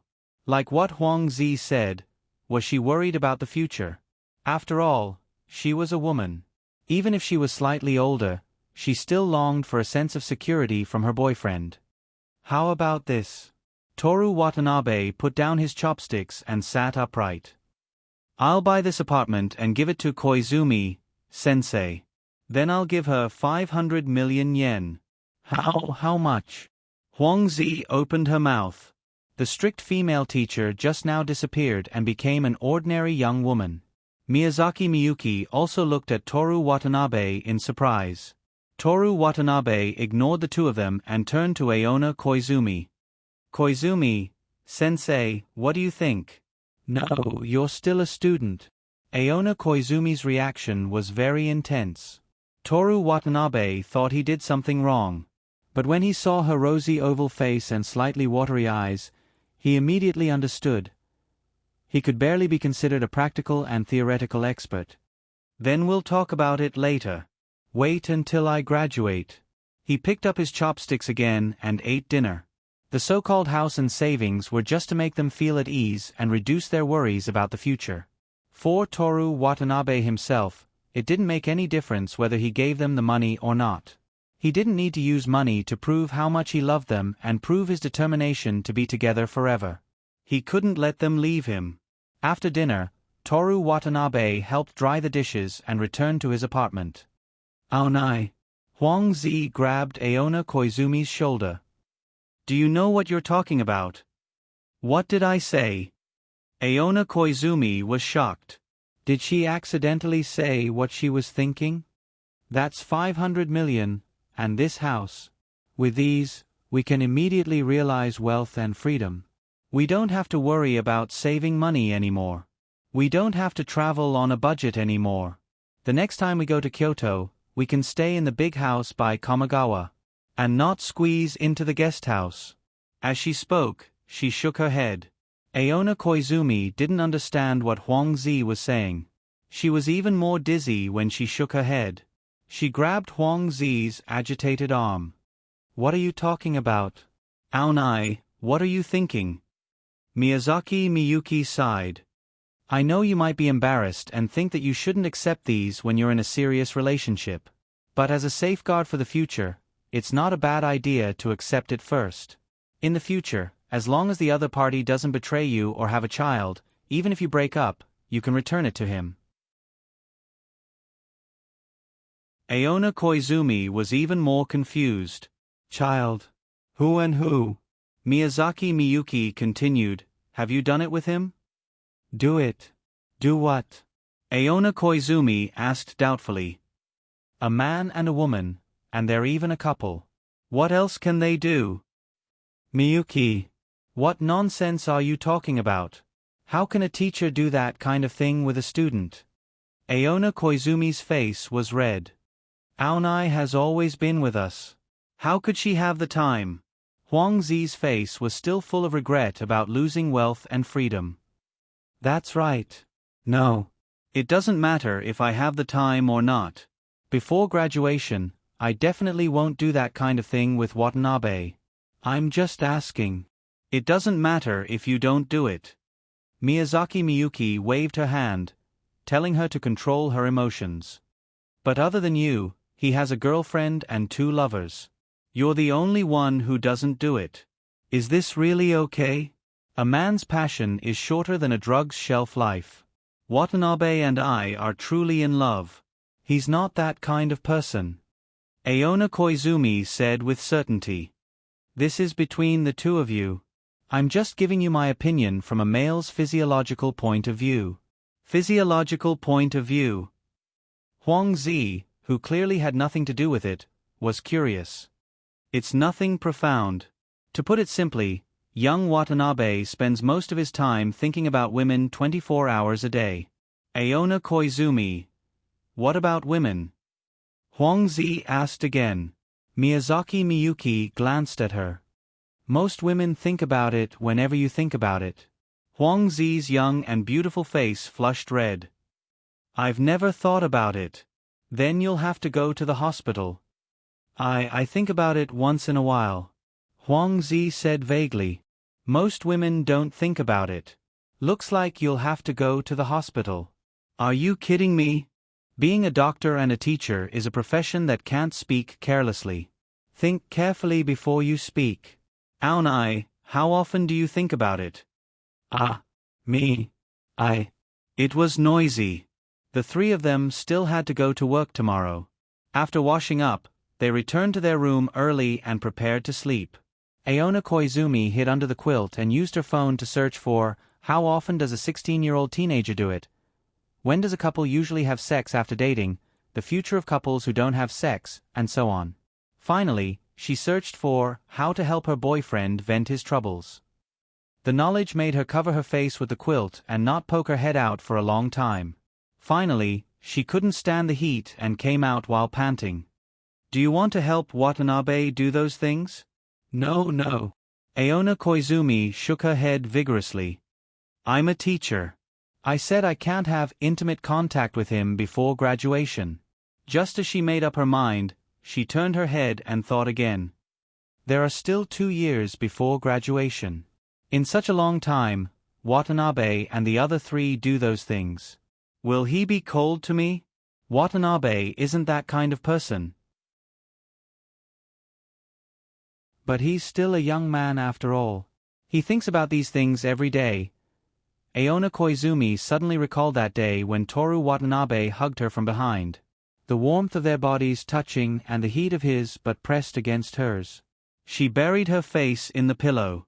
She kept feeling that there was a desire deep in her heart. Could this be the woman's desire that Miyuki mentioned? Aona Koizumi was like a little girl, kicking her legs with all her might. She didn't kick for long. She was tired. If, and I'm saying if, Watanabe asks me for it, I can reluctantly give him some small comfort.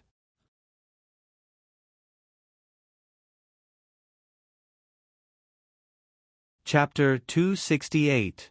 The leaves of the beech trees in the atrium sprouted, and the streets of Shinjuku welcomed the banquet of early summer. Toru Watanabe began to prepare for the anniversary of their relationship.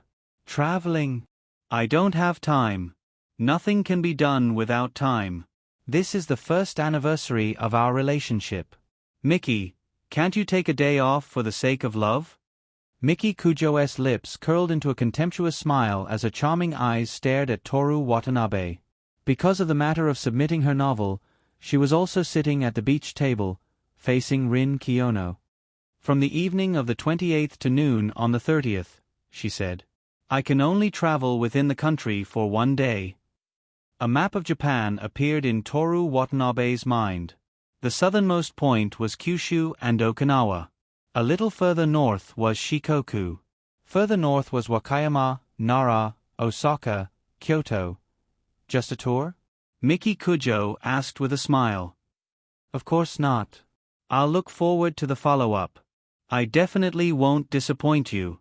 In fact, he hadn't thought about it at all. Miki Kujo saw through it, but she didn't say anything.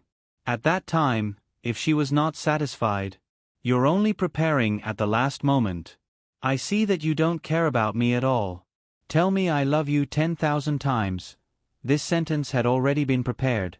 Toru Watanabe came back to his senses. He had never been to Shikoku or Wakayama. He didn't know what places were worth visiting, so he was just there to review the geography. Kiyono-san, do you know where it's fun? He looked at the well-read girl by the window. Rin Kiyono stopped writing and rested his chin on his hand as he looked out of the window. With his other hand, he picked up a strand of hair that was hanging in front of his chest and played with it. The sadness of a literary girl hit him in the face. What are you doing? Toru Watanabe asked curiously. Sigh. Rin Kiyono's sad yet beautiful sigh overshadowed the roses by the window. Her every move and action affected people's hearts. Unfortunately, her beautiful appearance could only be seen by flowers. The three people in this activity classroom had long been accustomed to each other. Last year on this day, when Rin Kiyono got too close to him, Toru Watanabe's heart would beat faster. As for Miki Kujo, he was so addicted to the imperial tea that he forgot about it. Even heroes have a weakness for beauties. If he had to blame someone, he could only blame himself for being a hero. As for the two beautiful girls, they also turned a blind eye to Toru Watanabe, who was firmly at the top of the pyramid in Kamigawa. "You can't write a novel?" Toru Watanabe asked again. Rin Kiyono played with her beautiful hair. Kuan Watanabe. "Wait, what are you doing?" Toru Watanabe felt a chill in his heart. "Don't you think you're being too cruel?" "Cruel? You and Kujo-san went on a trip, and you still asked me where it was fun. You're too heartless and hurt my young girl's heart." Rin Kiyono acted as if she had been abandoned. "What's wrong with you now?" Miki Kujo frowned as she stared at the literary girl. Rin Kiyono smiled. Her sadness was swept away, and she regained her previous confidence and pride. "Let Watanabe-san love me more." Her tone was elegant, and her voice was cold and pleasant to the ear. "Even if I can't, at least let him think of me from time to time when you're traveling with him. Toru Watanabe has a girlfriend. What you're doing will only make him hate you." Miki Kujo sneered. "Don't use ordinary people's morals to restrain me. In this school, I only care about Watanabe-san's opinion of me." Then, Rin Kiyono looked at Toru Watanabe with a smile. "Watanabe-san, do you hate what I'm doing? North of Kyoto is Toyama Prefecture. I heard that it often snows there, so the women's skin is as white as snow." No, there's another prefecture between Kyoto and Toyama Prefecture. "What's it called?" "Fukui Prefecture." Rin Kiyono hinted. "That's it." Toru Watanabe nodded. "Kiyono-san's geography is better than mine. But there's nothing fun in Fukui Prefecture. Miki, can you just cross out this place?" Miki Kujo narrowed her charming eyes and sized him up. Avoiding the question was equivalent to admitting that he didn't hate her. If he just avoided the question, she would be angry. But Toru Watanabe didn't answer and instead thought about the place where they were traveling. Even if she scolded him, he would have an excuse to quibble. He didn't offend either side and was slightly biased towards her. Did this man think that she didn't know what he was thinking? After chatting for a while, the three of them continued to think about how to write the novel with a bonus of 200,000 yen. They didn't care about the bonus. Rin Kiyono's spending wasn't clear. When Miki Kujo and Toru Watanabe went shopping, they bought several million yen worth of accessories as if they were buying ice cream. The crux of the matter was that the person with the lowest ranking had to wear a maid's uniform and pour tea for the other two. Even Toru Watanabe, who didn't care about his reputation, didn't want to fall to that point. It would definitely become a black mark in his life, and he would be laughed at by the other two in his later years.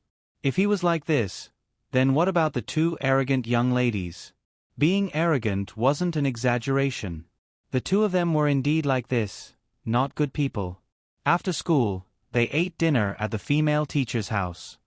"Koizumi-sensei, you often travel. Do you have any good places to recommend?" Toru Watanabe asked while eating. "What? You want to go out with Aonai?" Miki Miyazaki asked. "We can't go out on a date. What if someone sees us?" Aona Koizumi said. "Then the two of us can go too. We'll cover for you." Huang Zi thought of an idea. "If someone sees us, they'll say that Watanabe is too pitiful to be alone in Tokyo, so the teachers will bring him out to play." Although she didn't say anything, Aona Koizumi eagerly waited for Toru Watanabe's answer. The atmosphere at the dining table was filled with anticipation. The three female teachers were like high school students who were going on a study trip tomorrow. In the end, Toru Watanabe decided to tell the truth. I'm going with Mickey. The 29th is our 1-year anniversary. The happy atmosphere instantly disappeared. Let's eat. Huang Zi's tone was flat. After dinner, Huang Zi and Miki Miyazaki washed the dishes. Toru Watanabe and Aona Koizumi sat at the dining table. Sensei. Aona Koizumi, who was handling the work, responded. Judging from her tone, it didn't seem any different than usual. In fact, it was even gentler. I'm sorry, Toru Watanabe said. It's our 1-year anniversary. Why do you need to apologize for taking your girlfriend out to play? She took out a form and copied something on it. Toru Watanabe looked at her. He could have just agreed to go out with Aona Koizumi when he had the chance. But at that moment, he thought of that god girl. He could go out to play at any time. Was there a need to lie and say that he originally planned to go with her? Lying to the person he liked, the person who liked him? I don't want to lie to you, he said. Aona Koizumi's pen paused for a moment before she lowered her head and continued copying. In any case, you only asked me to be your girlfriend because you were touched. You never liked me and didn't want to go on a date with me. I can understand if Kujo found out. After saying this, Aona Koizumi felt bitter in her heart. The paper was wet, and tears flowed down on its own. Last night, Miyazaki Miyuki had only said a few simple words. She had been fantasizing about sharing the pressure of puberty with Toru Watanabe in the future, so she hadn't slept well the entire night. Today, because of a small matter, she cried. She hadn't cried in 10 years. Ever since May 2nd, this was the second time she had cried. It's hard to change people. Toru Watanabe's voice was gentle. Sensei, you've clearly forgotten that 1 month, but you still worked hard for 10 years to come to Kamigawa just to see me. I'm dating you, not because I love you, but mostly because I was touched. I felt that I couldn't let these 10 years go to waste. Aona Koizumi's tears flowed down even more. She couldn't see the form clearly. She wiped her eyes with her hand, and more tears flowed out from her eyes. But I'd be lying if I said that I didn't like you. Liking someone doesn't require many touching reasons. Sensei, you're gentle, you treat me well, and you're beautiful. I like you, but I restrained myself from thinking about you occasionally. Aona Koizumi didn't say a word. Miki, my senpai, sensei, I like Miki the most. But please believe me, even if Miki finds out, I won't separate from you, and I won't allow you to leave me. Miki and Kiyono are selfish. If they like someone, they want happiness, so they have to fight for it no matter what. Toru Watanabe looked at the roses on the table. Today, it was Diana. The pink petals. 10 years ago, you said that I was gentle, but I'm actually the same as them. We're all selfish. Toru Watanabe looked away from the roses and looked at the silent Aona Koizumi. After looking at her quietly for a while, he stood up and walked behind her. He wrapped his arms around her slender shoulders. He spoke softly but firmly in her ear. Aona Koizumi agreed to be my girlfriend, and I hugged her before. No matter what she thinks, whether she likes me or hates me, she has to belong to me for the rest of her life. I'm just that selfish. Aona Koizumi was hugged by Toru Watanabe. Hearing his words, her sad mood instantly turned sweet. Even though she was in the arms of a student, she still wanted to maintain her dignity as a teacher. Anyways, you can get into Tokyo University just by casually studying. You're the same type of person. I'm not. She spoke with a sobbing tone. She blushed. You're right about getting into Tokyo University. You don't need to work too hard. Aona Koizumi struggled to get out of Toru Watanabe's arms. Watanabe-san, what are you doing? Let go of sensei. She reprimanded him in a low voice. Toru Watanabe used a bit of force and pressed her back into his arms. Sensei, Aonai, the two of them looked at the pink roses on the table. You can cry or laugh, but this life will end like this. You can only be in my arms. After a short silence, Aona Koizumi muttered to herself, You won't date for the rest of your life? If you want to, we can go now. Watch a movie, go to the park hand in hand, buy a ticket to Kamakura for a night, and come back early tomorrow morning. Really? Yes, but we can't let Miki find out.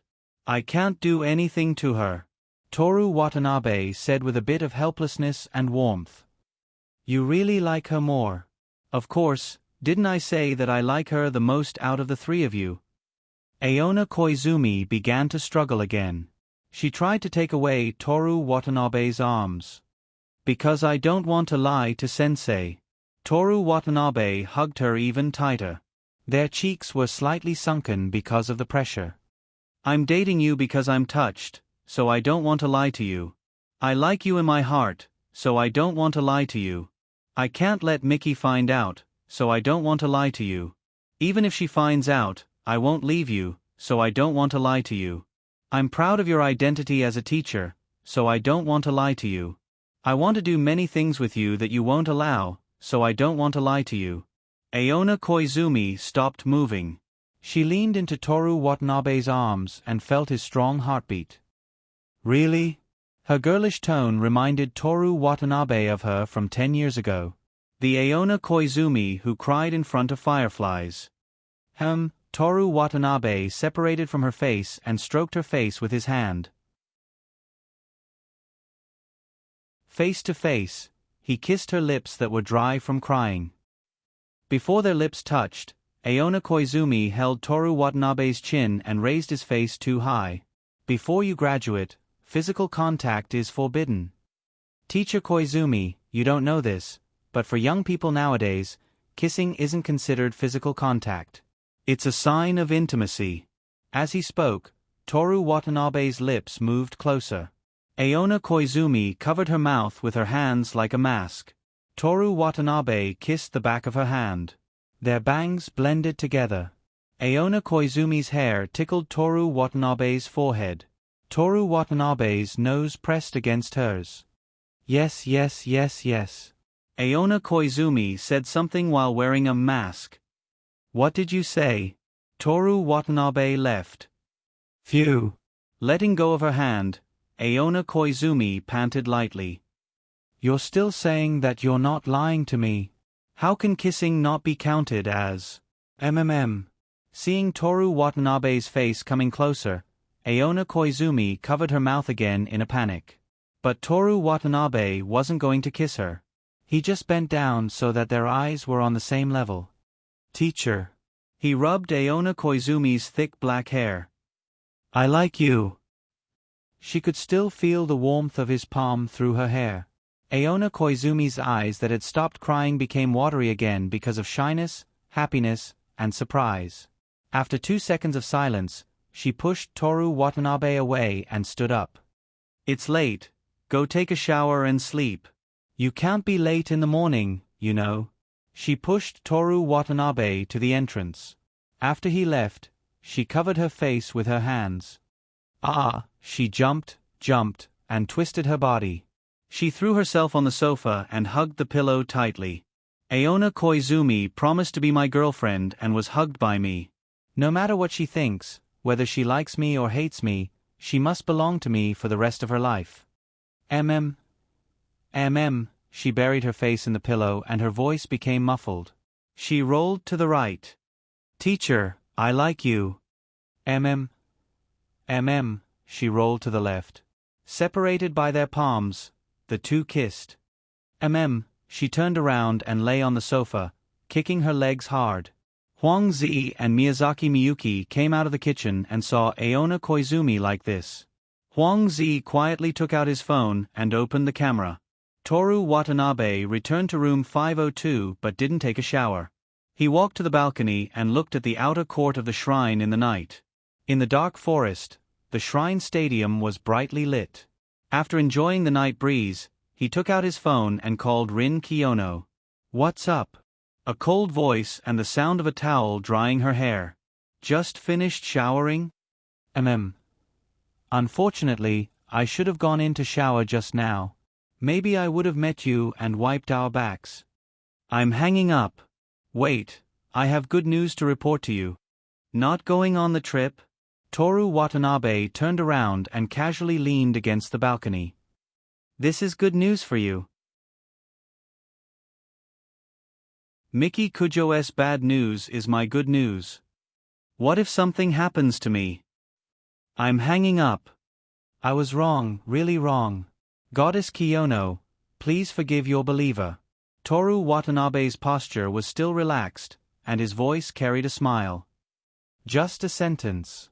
How about 2 sentences? Beep, beep, beep. Kiyono was a woman of her words. Toru Watanabe smiled and sent a message to her. Kiyono, I want to slowly become an honest person. The message was read, but there was no reply. Toru Watanabe threw his phone on the table and took his clothes to shower. If he was fast, he might be able to smell Rin Kiyono's fragrance from the Shiya Station high-class apartment. At the same time, the phone on the table lit up silently. A message popped up on the screen of Miki Kujo's kimono. It's good news.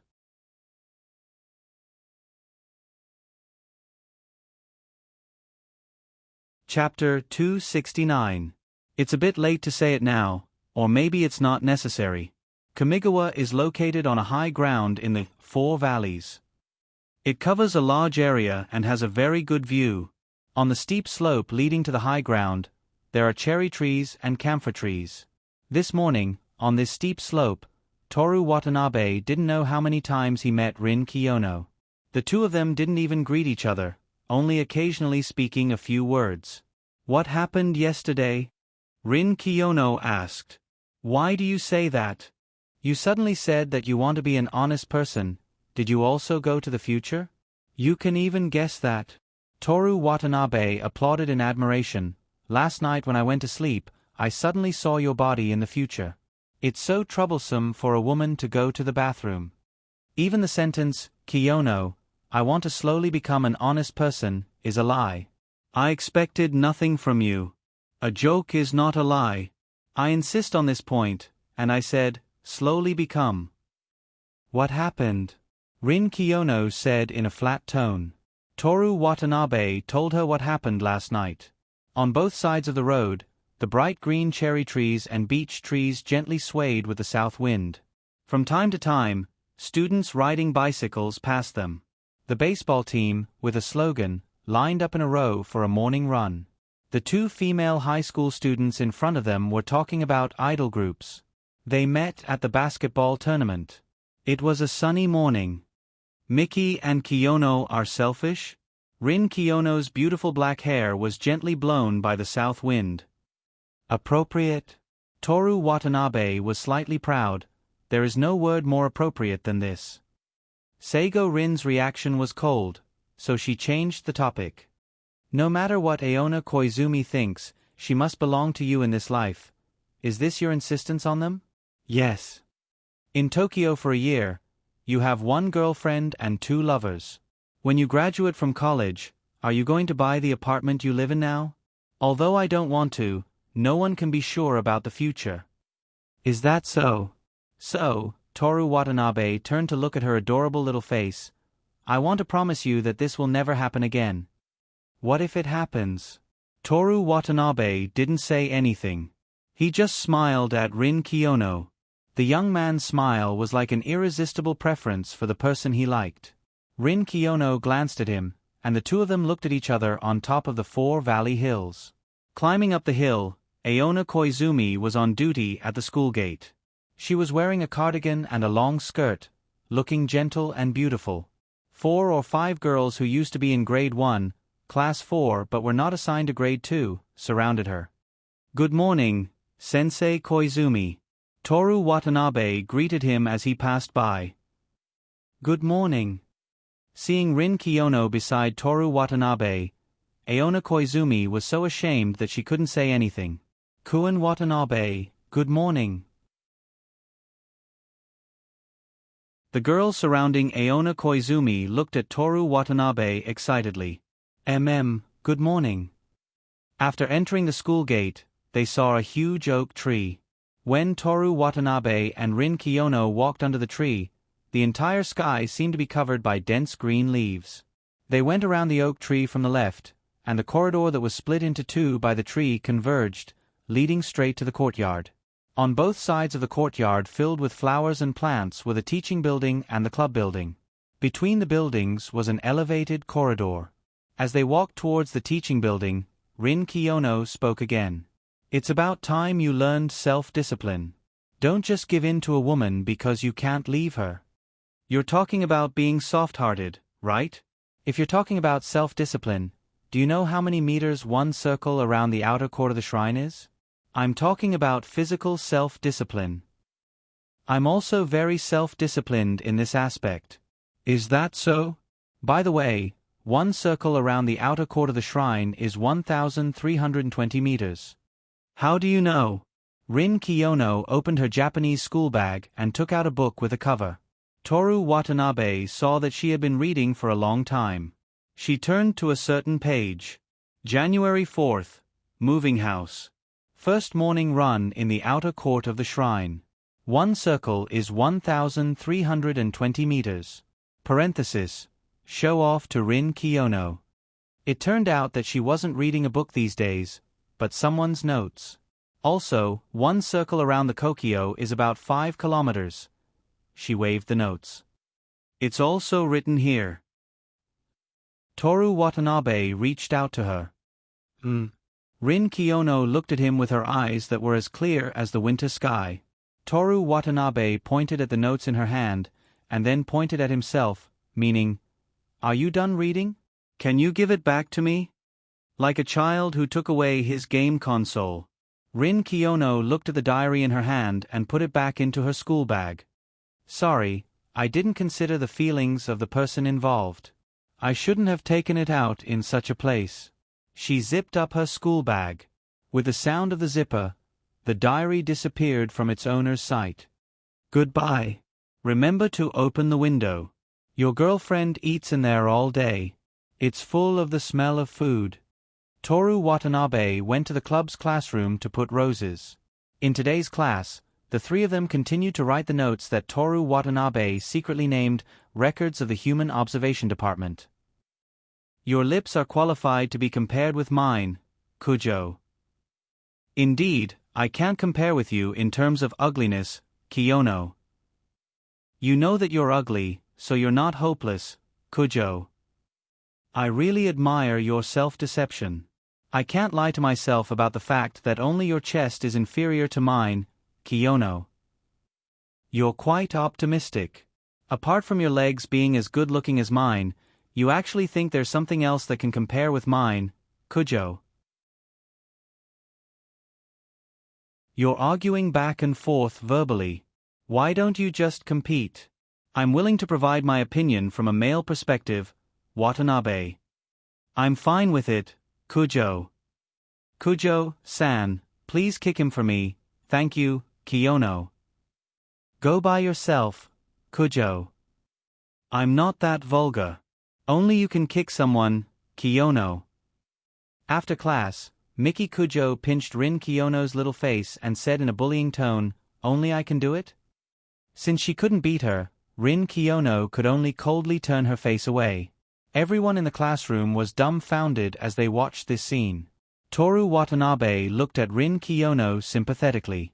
He gave her medicine, held activities on Saturday and Sunday, and took her to exercise under the guise of going for walks. But she only exercised these 2 days a week. Although Miki Kujo also didn't exercise, her physical strength was high, and because it was easier to administer medicine, she ate more. Kiyono-san, you should change in the future. Toru Watanabe sighed and advised. Change what? Rin Kiyono felt like she had lost face. Her voice was so cold that it felt like it would snow in Tokyo in May. Either you stop being lazy and work hard, or you stop being provocative. You mean, you want me to admit defeat to her? Rin Kiyono stared at Toru Watanabe.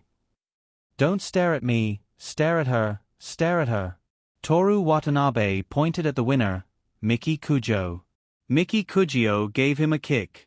Toru Watanabe hooked her foot with his and continued, Also, I want you to stop being provocative, not admit defeat. For example, your grades, serious sports, and this essay competition, the winner and loser are obvious. If you want to see who's better looking, let the whole country vote 1,000 times. 499 times you look better, 499 times Mickey looks better. What about the other 2 times? Miki Kujo asked lazily.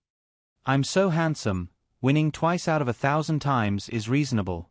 Rin Kiyono couldn't stand looking at him. Miki Kujo collapsed on the desk laughing, her laughter tugging at people's heartstrings. You too, do you want to fight? Days like this passed quickly, and soon it was Friday. After school, Toru Watanabe and Rin Kiyono took Miki Kujo's luxury car to Kiyono's mansion. The light of the early summer sunset made the palace shine brightly. Passing through the high-domed living room, the 3 of them arrived at the backyard. There was a wide lawn, green pine and cypress trees, rose vines crawling all over the fence, and a blue marble swimming pool. This beautiful and magnificent building faced Tokyo Bay, overlooking the port area. The 3 of them walked through the garden, past the white dining table in the garden, and came to the fence. The 2 rich ladies were here. This rose has a strong fragrance, and this one has a bright color. The English blue rose here has large petals, beautiful flowers, and blooms all year round. Kiyono's mother introduced the rose to Kujo's mother. Compared to the blue rose, I prefer the dark red rose. Kujo's mother said. Mother. Rin Kiyono and Miki Kujo greeted. Toru Watanabe greeted his aunt. The 2 rich ladies turned around and looked at the 3 of them. Kujo's mother glanced at Toru Watanabe, then smiled at Kiyono's mother and said, The last time Kun Watanabe slept at my place, he picked the May rose I used for bathing and gave it to Miki, saying something about smelling my bathwater. Is that so? The 2 of them laughed like young girls. I didn't know that. Rin Kiyono turned around and looked at Toru Watanabe. Does the bathwater smell good? Yes, of course, it smells good. The fragrance of the May rose. Toru Watanabe said. Kun Watanabe. Kiyono's mother smiled and said, Next time, smell my bathwater and see what it smells like. Auntie. Mom is going to get angry. Toru Watanabe glanced at Rin Kiyono and asked her for help. Kun Watanabe, Mom is talking to you. Kiyono's mother put one hand on her waist and assumed the posture of a mother. Mom, you're so young and innocent. I don't need to smell it to know that you're using jasmine. Jasmine as white as snow. The flower shape is beautiful but not ostentatious. It's elegant and noble. It's the most suitable for you. Mickey, my adopted son is full of flowery words. You have to be careful not to be fooled. Kiyono's mother laughed and scolded. Isn't it great to be lied to? Women should only listen to others' approval. Only then can they become beautiful and confident.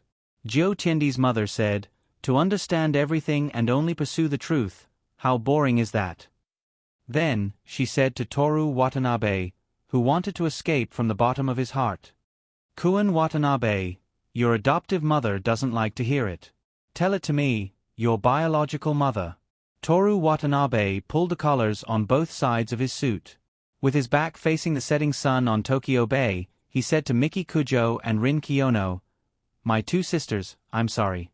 I'm the only one who can inherit the Kujo's and Kiyono's families.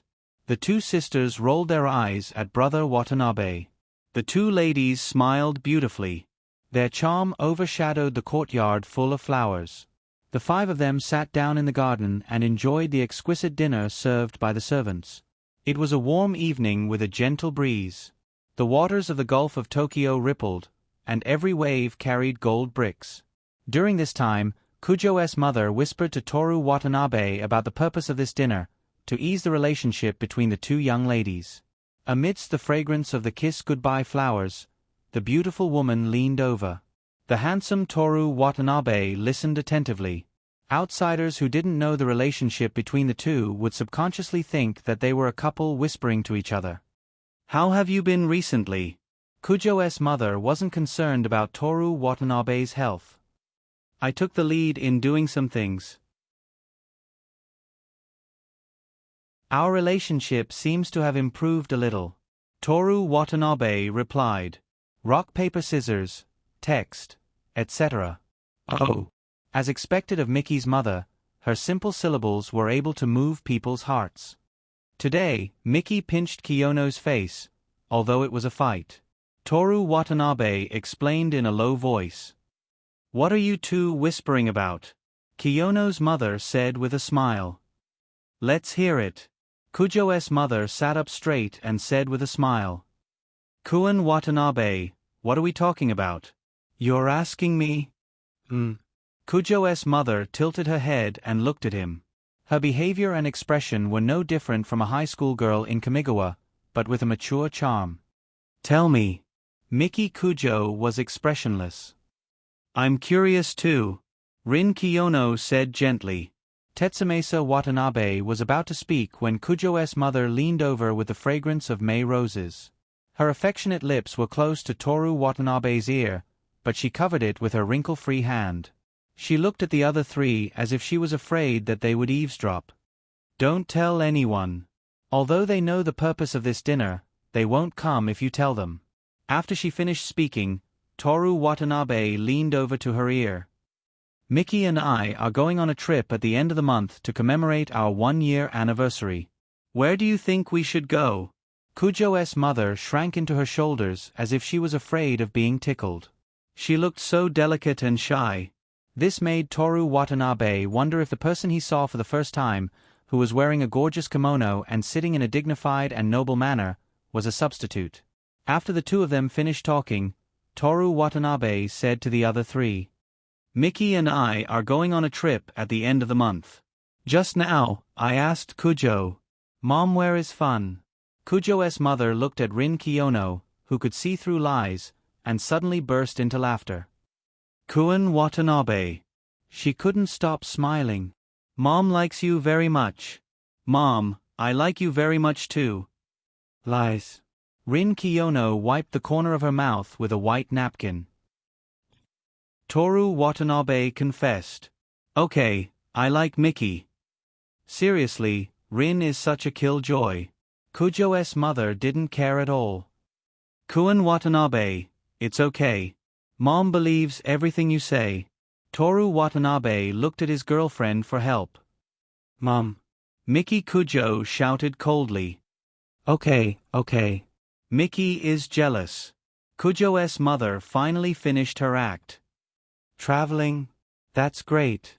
Kiyono's mother said, "Speaking of which, I went on a trip this year.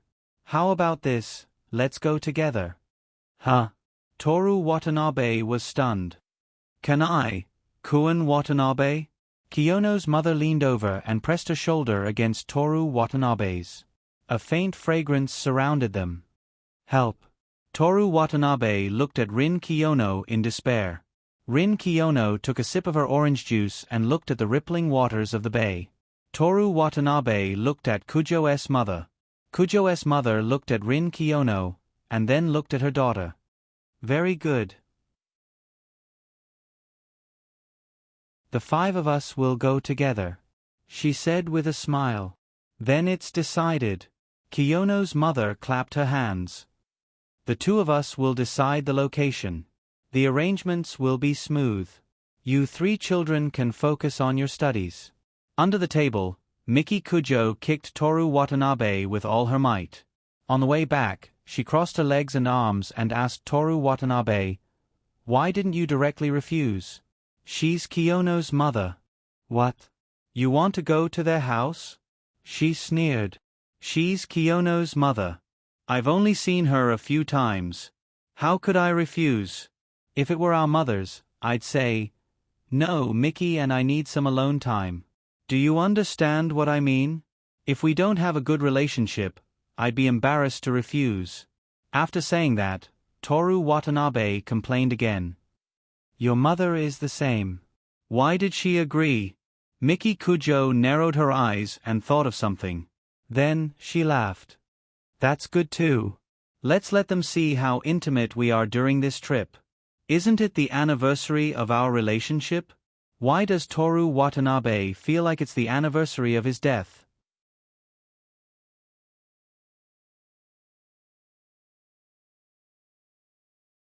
Chapter 271. A good place. Toru Watanabe's eyes were slightly puzzled. A good place. Kujo's mother said with a smile. Kiyono's mother also looked at Toru Watanabe, keeping him in suspense. Toru Watanabe laughed. What kind of good place is it? Do you want to keep it a secret? No, I'm just teasing you. Kiyono's mother smiled like a young girl. We're going to mountain climbing and camping. Helping each other up the mountain, camping and pitching tents together, the two ladies are working together to ease the tension? No wonder you're the best in the country. Kujo's mother praised. Not all the best in the country are as smart as me. Toru Watanabe said wittily, Is it okay to go mountain climbing? It's better to travel to a safe place. Toru Watanabe was thinking about the imperial tea last May. If he didn't go at that time, he didn't know whether Miki Kujo would be safe or not. In order to ease the tension between Rin Kiyono and Miki Kujo, the two ladies probably wouldn't bring their subordinates. You'll protect us, right? I heard that you're very good in all aspects. Kujo's mother teased him in a joking tone. Good son, let me ask you a question. Kiyono's mother said, If the four of us are in danger, who will you protect first? Of course it's the two mothers. Do you even need to ask? Miki isn't here, so you're saying that, right? Ah, that's true. Toru Watanabe admitted with a smile. The two mothers were amused, and their smiles were like jasmine in the morning and red roses in the evening. Don't worry about safety. Kujo's mother said, The mountain has been sealed off in the name of protection. As expected of the Kujo family. Toru Watanabe praised. It's our family, Kuin Watanabe, Kiyono's mother said unhappily. Mom, we are family. Of course, we have to flatter the Kujo family. Toru Watanabe spoke in Kiyono's tone. Hey, Kujo Toru, what are you talking about? Kujo's mother did not have the demeanor of a rich man's wife. She was like an unruly 17 or 18-year-old girl. Kiyono's mother laughed so hard that she covered her mouth with her napkin. As she laughed, she suddenly thought of something and gently clapped her hands together. This is a rare opportunity. Let's go buy hiking clothes, camping supplies, and swimsuits. There's a stream on the mountain. Call Miki and Lin? Kujo's mother understood. That's exactly what I meant. Kiyono's mother nodded. Toru Watanabe really didn't let go of any opportunity. He continued to eat the pasta with his fork. Kujo's mother took out her phone and called her daughter. Miki, come out and accompany Mom and Auntie Kiyono shopping. I'm busy. I'm working. Don't be so cold. We are preparing for the trip at the end of the month. Kuin Watanabe is there too. Watanabe? Why is he with you? Miki Kujo's voice turned cold.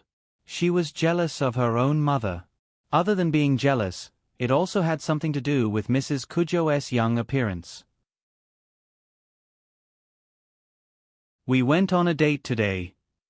Kujo's mother smiled and looked at Toru Watanabe, who almost choked. We watched a concert and ate Italian food.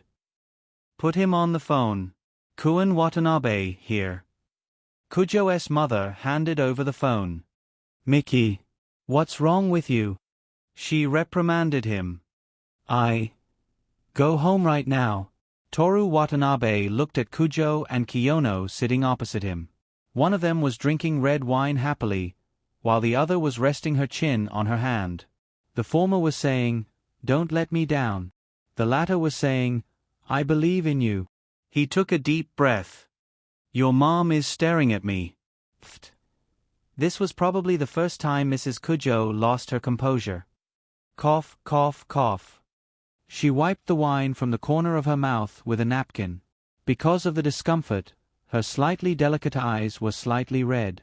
Kiyono's mother patted Mrs. Kujo's back and laughed. That's interesting. Kuin Watanabe is really interesting. Did you hear that, Miki? Your mother choked. Come and save me. If you're late, I won't be able to see your boyfriend. The address is the Italian restaurant opposite the Akamatsu Dental Hospital of Tokyo University. You're causing me trouble. Her tone was harsh, but there was a hint of laughter.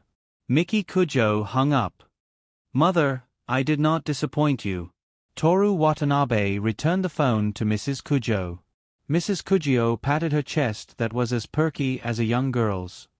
You almost died, you unfilial son. Yes, I'm sorry. Toru Watanabe continued eating his pasta. Mrs. Kiyono also called her daughter. Ling, yes. Are you free today? I'm reading. Are you going shopping with your mom? I don't feel like going out. Miki is here. I'm hanging up. Kun Watanabe is here too. Is that so? I'm mainly shopping for travel items and swimsuits. It's better to buy some things myself. Address. Mrs. Kiyono told her the address that Toru Watanabe had just given her. Then she put down the phone and gestured an okay. Why did you mention Kun Watanabe? Mrs. Kujo asked. Kun Watanabe is Ling's friend. With a friend around, the chances of coming out are higher. After saying that innocently, Mrs. Kiyono looked at Toru Watanabe. Isn't that right, Kun Watanabe? Toru Watanabe looked at Mrs. Kujo. Mom, isn't that right? Now you remember your mom. Mrs. Kujo said grumpily. You'll always be my mom. They cleared the plates and ordered some snacks. The three of them chatted as they waited for the arrival of the two young ladies. The light from outside the window shone on the white tablecloth on the table, making it difficult to see clearly. In the Italian restaurant at noon on a Saturday, they seemed to be standing in a sea of light. It was like a scene from a movie. About 20 minutes later. Ling. Mrs. Kiyono waved at the door. Toru Watanabe looked over. Rin Kiyono was coming over. As always, she was dressed in a fresh and fashionable outfit. She was carrying a cloth bag embroidered with dolphins, and her long black hair was flowing elegantly. Little Ling, what do you want to eat? Mrs. Kujo asked her. I ate at home, thank you. Rin Kiyono sat in the chair that Toru Watanabe pulled out. Her beautiful and fair little face was dazzling under the sunlight. Speaking of which, Kun Watanabe, how did you become friends with little Ling? Mrs. Kujo looked at Toru Watanabe curiously. Naturally, nothing special happened.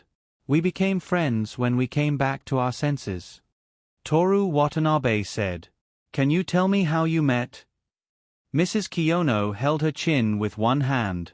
She looked like an older sister who was only a few years older than her daughter.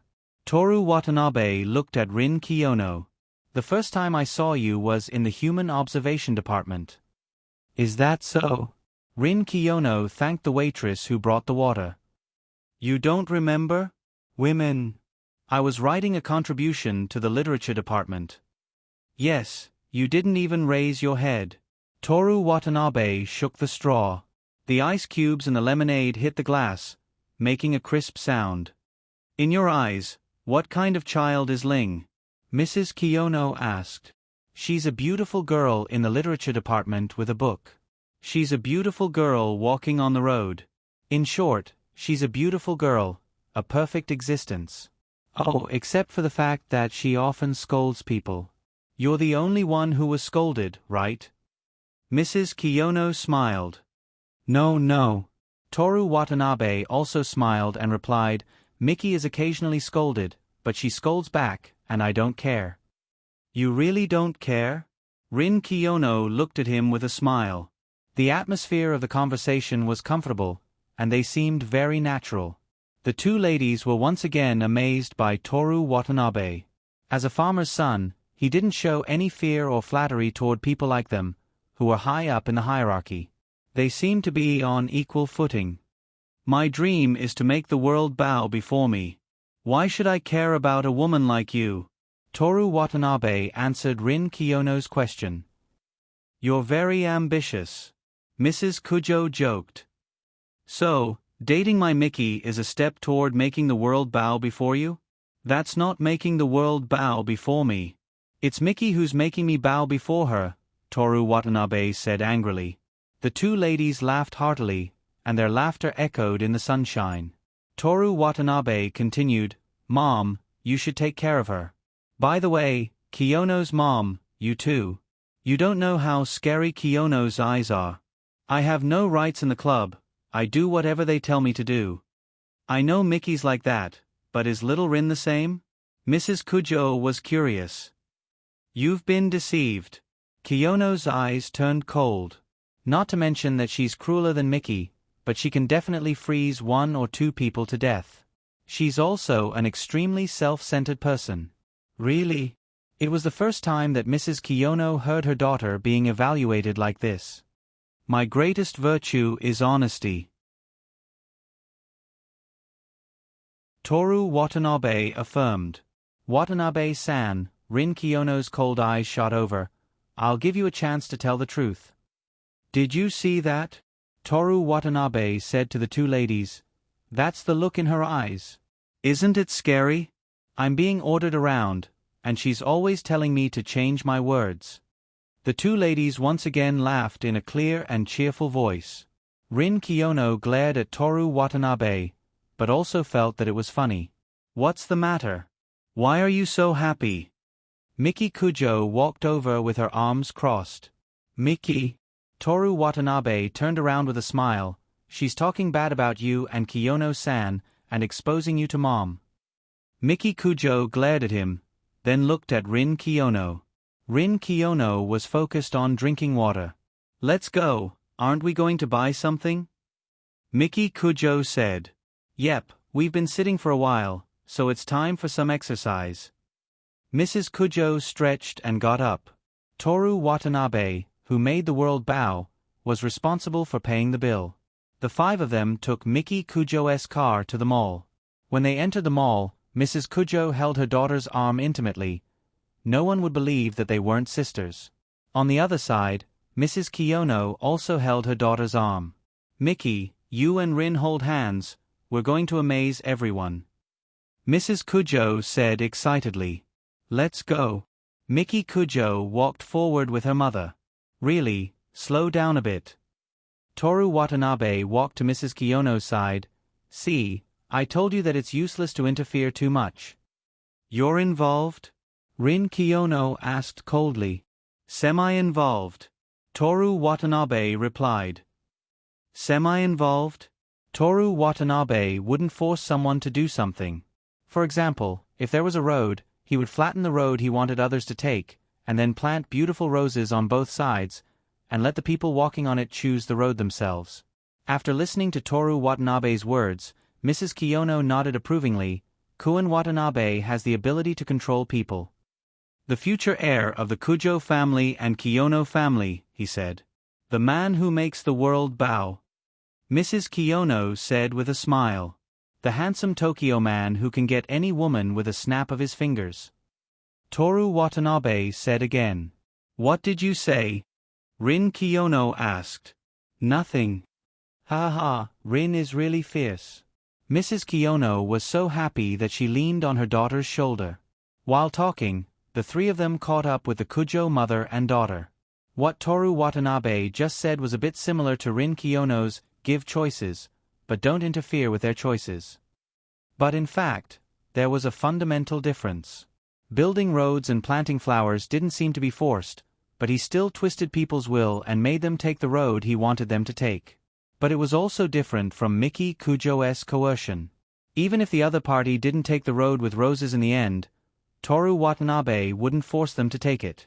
The 5 of them first bought camping equipment. Dear customer, how big of a tent do you need? The shop assistant asked. 1 tent for 4 people, 1 for 1 person, all of the best. Mrs. Kiyono said. I'm not sleeping with you. Miki Kujo said lightly. It's rare that we have the same opinion. Rin Kiyono looked at the various camping equipment in the shop, and his eyes stopped on the folding chair. I haven't slept with Miki in a long time. This time, we have to sleep together. It's a rare family trip. Mrs. Kujo said firmly. It's a commemorative trip for me and Watanabe. Miki Kujo corrected. Miki. Kujo covered her mouth in surprise. Do you want to sleep in the same tent with Kuin Watanabe in front of your mother? Can't I? No, you're still too young. Mrs. Cujo looked at her daughter with the expression of a young mother educating her children. Who was the one who used contraceptives as Christmas gifts? Mrs. Cujo. Who was the one who watched Toru Watanabe and Miki Cujo kiss? It was still Mrs. Cujo. I also want to sleep with Ling, Mrs. Kiyono said. She didn't look at Rin Kiyono. Instead, her eyes fell on Toru Watanabe. Toru Watanabe said, the two mothers sleep in the middle, and Miki and Kiyono sleep on both sides. Is that okay? By the way, Kiyono-san, you answer first. Rin Kiyono looked at Toru Watanabe as if he could see through him. Then, she nodded without lying. Toru Watanabe turned to Miki Cujo. She agreed. Miki, you should also accompany your mother. Miki Cujo sneered and didn't object. The two wives looked at Toru Watanabe with satisfaction. Toru Watanabe responded with a look that said, "You're too kind. If it weren't for your unreasonable request, we wouldn't have agreed." He didn't know if the two of them understood, but the two young ladies did. They each gave Toru Watanabe a look that said, "I'll deal with you later." The five of them didn't know how to camp, and they didn't know what brand of equipment was good, but they had money. They asked the shop assistant to help them choose and make requests. Then, they asked the shop to help them supplement according to the season and the camping environment. These things would be sent to Kiyono's palace. After that, they went to buy swimsuits. In order to prove himself, Toru Watanabe didn't go in. He was also worried that he wouldn't be able to control his gaze. It would be a lie to say that he didn't want to see the two wives' swimsuits. However, Toru Watanabe thought that it was better not to see them. He didn't pursue excitement. But on the day of camping, he would definitely see them. Under the various gazes of the women in the swimsuit shop, Toru Watanabe imagined the scene of Miki Cujo mocking Rin Kiyono's flat chest, and Rin Kiyono mocking Miki Cujo's legs. He would definitely be forced to ask who looked better. Maybe the two wives would also ask? Toru Watanabe restrained himself from imagining that scene. However, did Kiyono's wife have a little extra fat on her stomach? He could pay attention to this.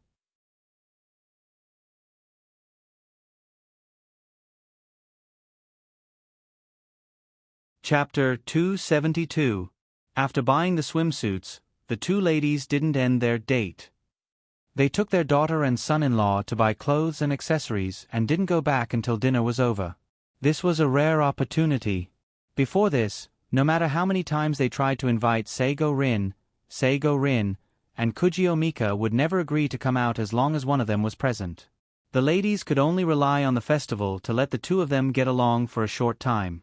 Miki Kujo's car drove Rin Kiyono back to the Shirku apartment first, followed by the two ladies. Kuin Watanabe, let's continue our date another day, the lady waved to the man. Goodbye. The car window rolled up, and Toru Watanabe let out a long breath. Even the Tokyo handsome guy had to be careful in this high-intensity Azura arena. Are we going home? He asked Miki Cujo, who was sitting opposite him. To the company, there's work. Miki Cujo put her elbow on the car door handle and supported her tired cheeks.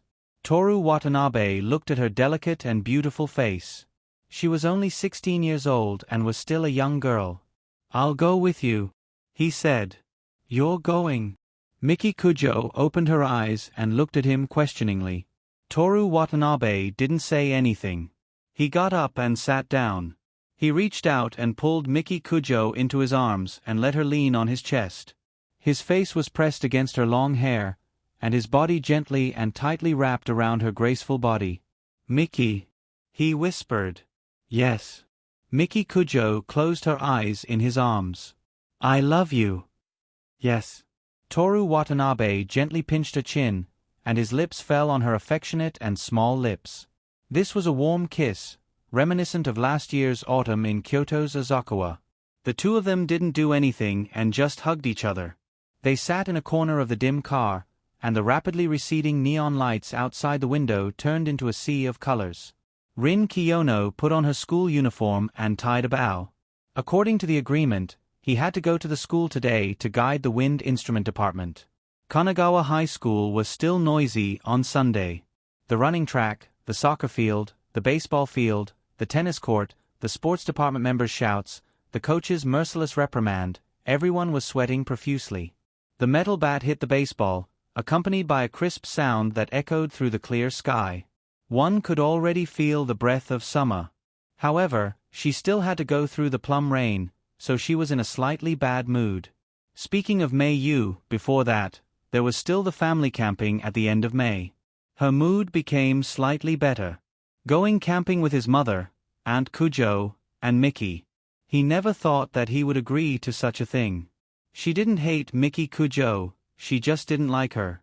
When they were young, they had promised each other that they would not lie. However, the anger from the other party's betrayal in less than 3 months had long been thrown into the summer when they were 4, along with the words marrying the same person in the future. The two of them experienced various things together. In the end, Mickey Kujo became the president of the company, and she became a literary girl who spent all her time reading books. From elementary school to middle school, the two of them didn't have a single friend, nor did they interact with each other. At the time, they thought that they would continue living like this in high school, and even in university for the rest of their lives. Until that spring day in April, in order to deal with the school rules, she submitted an essay to the literature department, and Toru Watanabe walked in.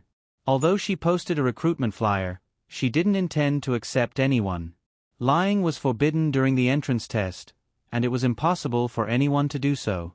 Toru Watanabe couldn't do it either, but he actually didn't like her. If it was before, she wouldn't have cared. However, when she thought about the existence of the Human Observation Department, if she didn't observe humans, she would go against her promise to the school that she would do her best. Then she would stay. When he fell hopelessly in love with her, she would fire him. She originally thought that her observation of Toru Watanabe would be over soon, but who knew that so many things would happen afterwards?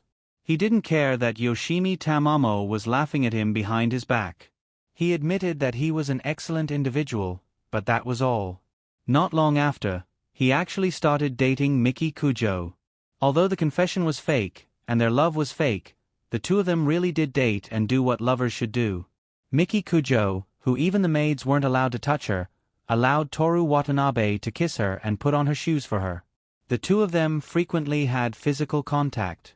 On the other hand, after he started dating Mickey Kujo, she discovered that Toru Watanabe suddenly started studying hard. This man quickly learned many languages, read many books, and even became witty and humorous, although his mouth was still full of lies. One day, when she was teaching the music department, Shitani was standing on the platform when he returned to his apartment late at night. He was talking nonsense, but he sincerely approved of his own way of life. "It's fine if you only tell the truth." Many people had said this to her before, but he was the only one who truly believed that it was fine. After that day, she treated him as a friend in her heart. Once Toru Watanabe was no longer isolated from the world, his strong charm swept through everything like a hurricane. He had a handsome and delicate face, and he only smiled at her and Mickey Kujo. Even if she didn't care about her appearance, it was inevitable that she would be moved once in a while when they were together all day long. His grades were getting better and better, and even she had to start working hard in her spare time. Her national ranking kept rising. Even so, he was still the national #1 in the end. He was witty and humorous, and there was always a mystery in his heart. He started to exercise. She would occasionally see him jogging in the streets of Shitani in the morning, and now his physical strength was unimaginable. He always had a way to deal with Mickey Kujo's various requests, and even guided Mickey Kujo to follow his ideas. He became more and more outstanding, but he still maintained the same attitude. He treated people gently, never flaunted everything about himself, and didn't care about other people's good or bad opinions. When she came back to her senses, she had already experienced things that she wouldn't have thought of in her junior high school: music, sleeping together, cultural festivals, Christmas, Chinese New Year in the countryside. Compared to the past, she hadn't changed at all. She still hated lying, refused to lie, and didn't care about outsiders. The only difference was that she had the happiness that she wanted to fight for.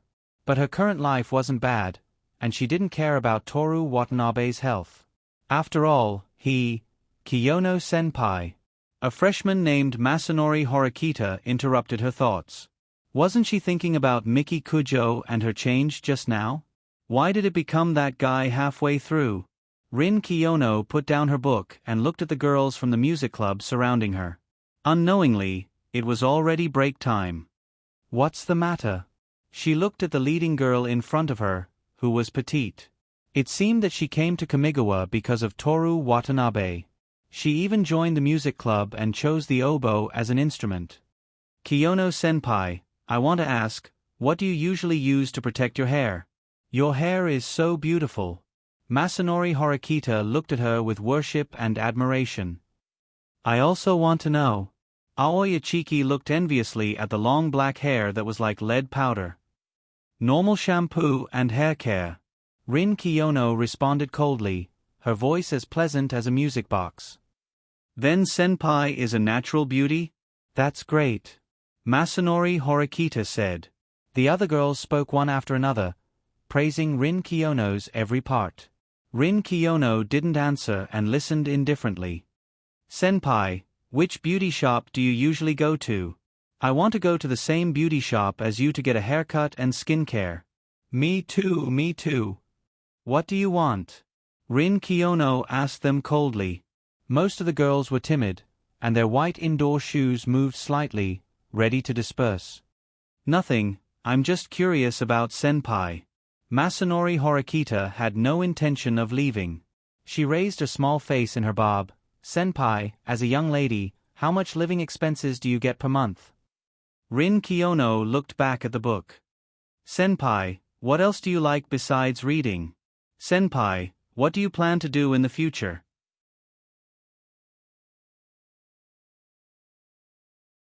Besides inheriting the family business, do you have personal dreams?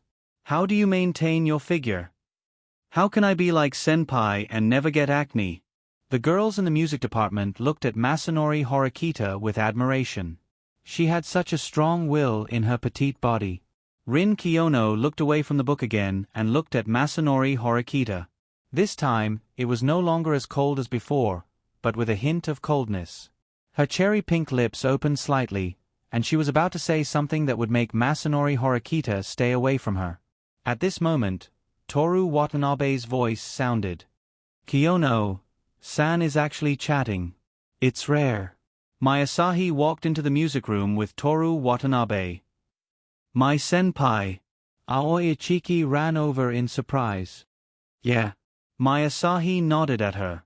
Except for the members who were originally around Rin Kiyono, they all took the opportunity to gather around their senpai. My Asahi was cold and didn't take the initiative to talk, but compared to the cold and ruthless Rin Kiyono, she was considered amiable. Occasionally, she would agree to Asako Hanada's and other girls' invitations to go out and play. Toru Watanabe walked to Rin Kiyono's side. What are you talking about? Watanabe, senpai, I'm asking senpai some personal questions. Masanori Horikita rushed to answer. Personal questions? Toru Watanabe looked at Rin Kiyono, who had returned to her book. Yeah, about how to take care of hair. I want to know that too. Toru Watanabe said, from the first day we met, I felt that Kiyono-san's hair was prettier than the average person's. Kiyono-san, how do you take care of your hair? Do you think I need special treatment? Rin Kiyono said without raising her head. Wash hair with your fingertips, don't use your nails. After washing, dry your hair by pressing it. Depending on the quality of your hair, whether you need essential oil or how to dry your hair, you can ask the beautician yourself. That's it? That's equivalent to not saying anything. Toru Watanabe was dissatisfied. Senpai, Watanabe, senpai. Masanori Horikita pinched Toru Watanabe's sleeve with a thumb and index finger. I also asked Kiyono, senpai about her dream. So, I don't know what your dream is. What do you plan to do in the future? Toru Watanabe asked Rin Kiyono. Make everyone in the world stop lying. Don't talk about that. Be practical. That's my dream, Rin Kiyono said. In addition to not letting people lie, there must be something else, right? There should be one. Rin Kiyono put her hand on her chin. Let me think about it. Masanori Horikita's eyes moved back and forth between Rin Kiyono and Toru Watanabe. She pulled Toru Watanabe's sleeve and whispered, "Watanabe, senpai, does senpai like you?" Rin Kiyono slowly raised her head and stared at Masanori Horikita. Ah! Masanori Horikita knocked her small head and laughed. Someone heard me. Her curly hair swayed, and her round face was very cute.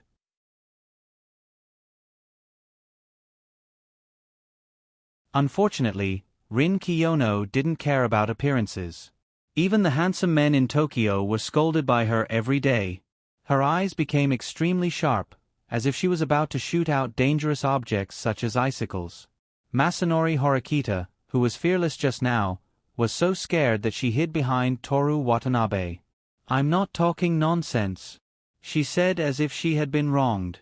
"Just now, when everyone was talking to senpai, you didn't answer any of them. When Watanabe, senpai came, he asked us about hair care methods, dreams, and information that we didn't get for a long time." Rin Kiyono's cold aura was getting heavier and heavier. At this rate, Masanori Horikita would have a very miserable year in the Wind Club. "Don't talk nonsense." Toru Watanabe pulled his sleeve from her hand. "Kiyono-san and I are just good friends who talk about everything, that's all. But I really feel that senpai likes," I said on Friday, the details of the ending part of the voice. "Have you finished practicing?" Toru Watanabe asked. I know. I'll go practice now." Masanori Horikita walked away, muttering, "I'm not wrong." Toru Watanabe watched her pick up the oboe and play the second movement against the score before looking away. "She's just a child, don't mind it." "I know." Rin Kiyono's tone was cold. Mayasahi came over with Aoi Ichiki. "Senpai Asaka." Rin Kiyono greeted her politely. Mayasahi nodded and softly returned the greeting. "Rin." "Ha." Aoi Ichiki's eyes widened. "Senpai and Kiyono-san have such a good relationship?" "Not good." Mayasahi answered lightly. "Then." Aoi Ichiki was puzzled. But no one answered her. Aoi Ichiki had to change the topic and asked Toru Watanabe, who seemed to be the easiest to talk to. "Kuin Watanabe, did you meet my san outside? We agreed to come together." Toru Watanabe told the truth. Your relationship is so good." "Yeah." Mayasahi nodded happily. "Senpai Asaka is learning the oboe from me," Toru Watanabe said. "Yesterday, I went to Tokyo University to listen to her concert." "Senpai's concert?" "Kuin Watanabe, why didn't you invite me?" "I want to go too," Aoi Ichiki said. "I went with my young mothers.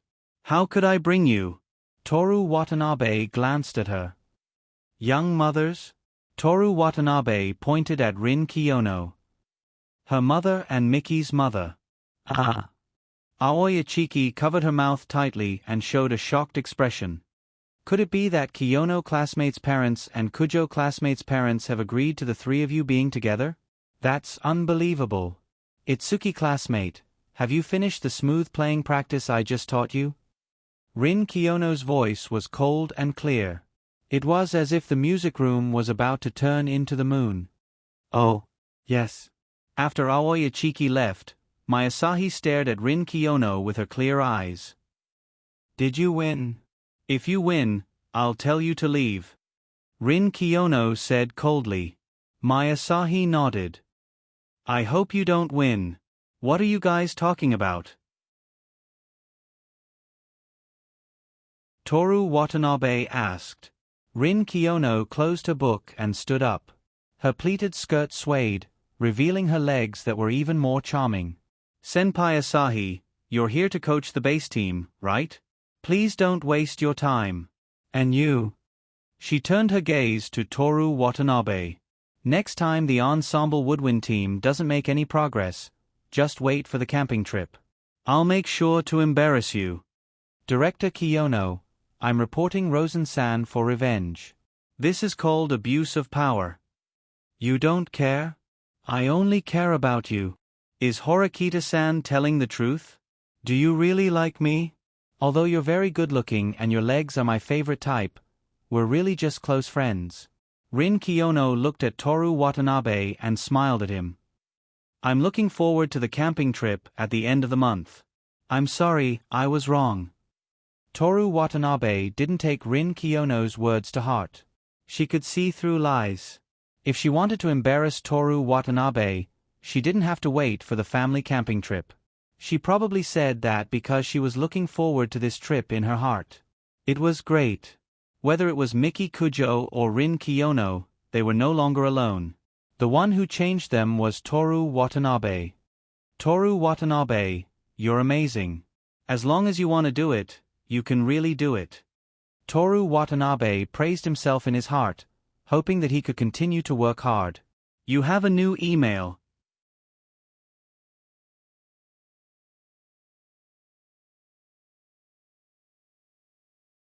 Chapter 273. Does everyone know what day it is today? The chemistry teacher asked. I know. A girl raised her hand. Well, Yamamoto-san, please tell us. The first day of Gemini. The classroom burst into laughter, and the good-tempered chemistry teacher also laughed. Really? I don't know much about horoscopes. On this day in history, May 21, 1786, the Swedish chemist Carl Wilhelm Scheele passed away. Everyone should remember. Teacher. Osamu Kunai said loudly. Don't tell me that you Google it every time you come? Actually, you don't even know. You actually saw through it, Kuji-san. Come and write down the reaction formula on the blackboard. Hey! Ha ha ha. Everyone, don't just laugh. You're not allowed to read the chemistry formula. Kuji-san will write it down from memory. If there's still something missing, the whole class will copy the formula 10 times. No. Stop it. Everyone was unwilling, but also eager to try. If the whole class goes together, there can't be anything missing, right? Kuji-san, don't read the book. Come up quickly. The chemistry teacher urged. He already had a piece of chalk in his hand and was about to give it to Osamu Kunai. The happy chemistry class began. The teacher forbade the students from reading, but pretended not to hear their whispered discussions.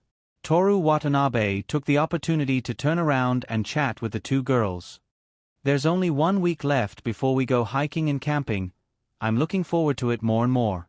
What are you looking forward to? Isn't it just hiking and sleeping in the wild? Miki Kujo said. Her expression was lazy, and her eyes, which were always looking down on others, were watery and charming today. Sunday, Saturday, Sunday. For these 3 days, Toru Watanabe slept in the Kamibocho villa, and the two of them had a good time. According to what you said, Miki, Toru Watanabe had his back to everyone, and he smiled. Football, basketball, almost all sports have lost their meaning. They were meaningless to begin with. Rin Kiyono's beautiful face was slightly gloomy. I don't understand the use of running 50 meters. Miki Kujo sneered. During the PE class, Miki Kujo had severely humiliated her. If he didn't know the inside story, he would have thought that it was school bullying just by looking at that scene. And Toru Watanabe, who was standing on the sidelines and watching at that time, would probably be regarded as an accomplice. In fact, he wanted Rin Kiyono to learn from the humiliation and change his dislike of sports. I'm also suddenly looking forward to climbing the mountain. Miki Kujo was in a good mood and said to Rin Kiyono with a smile. I admit that my physical strength is inferior to yours, just like I admit that your intelligence is inferior to mine. Rin Kiyono sneered. Under the desk, he could see her calves under her pleated skirt. She was wearing black stockings today.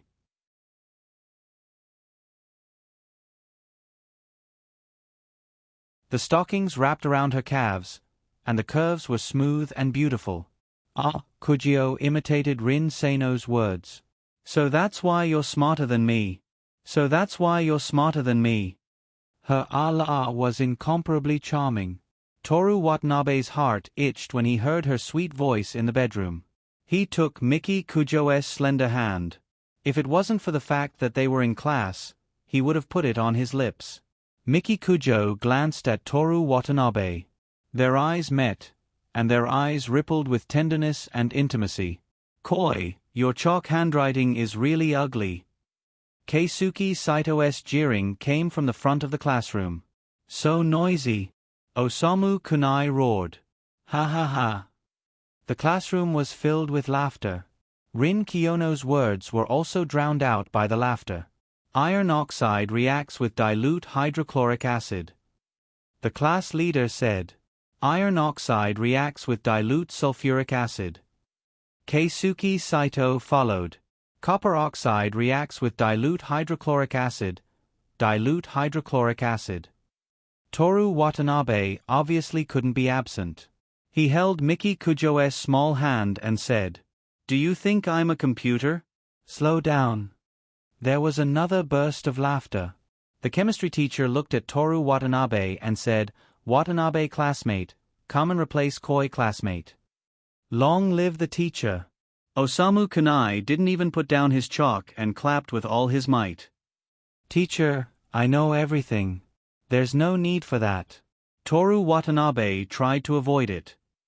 "If you don't write from memory, how would I know you know it? Hurry up." The female classmate giggled. She could now openly stare at Kun Watanabe. "Teacher, I want to report." Toru Watanabe raised his hand. Kiyono classmate and Kujo classmate were arguing just now. "Why did you ask them to write from memory?" "Ouch, Miki, you."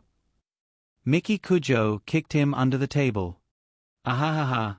Watanabe, you're a henpecked husband. Shame on you, Watanabe." The sky was blue and clear. A moderate wind gently swayed the classroom curtains. The shadow of the oak tree slanted on the ground. Birds landed among the green leaves. In the bright and clean classroom, Toru Watanabe wrote furiously on the blackboard.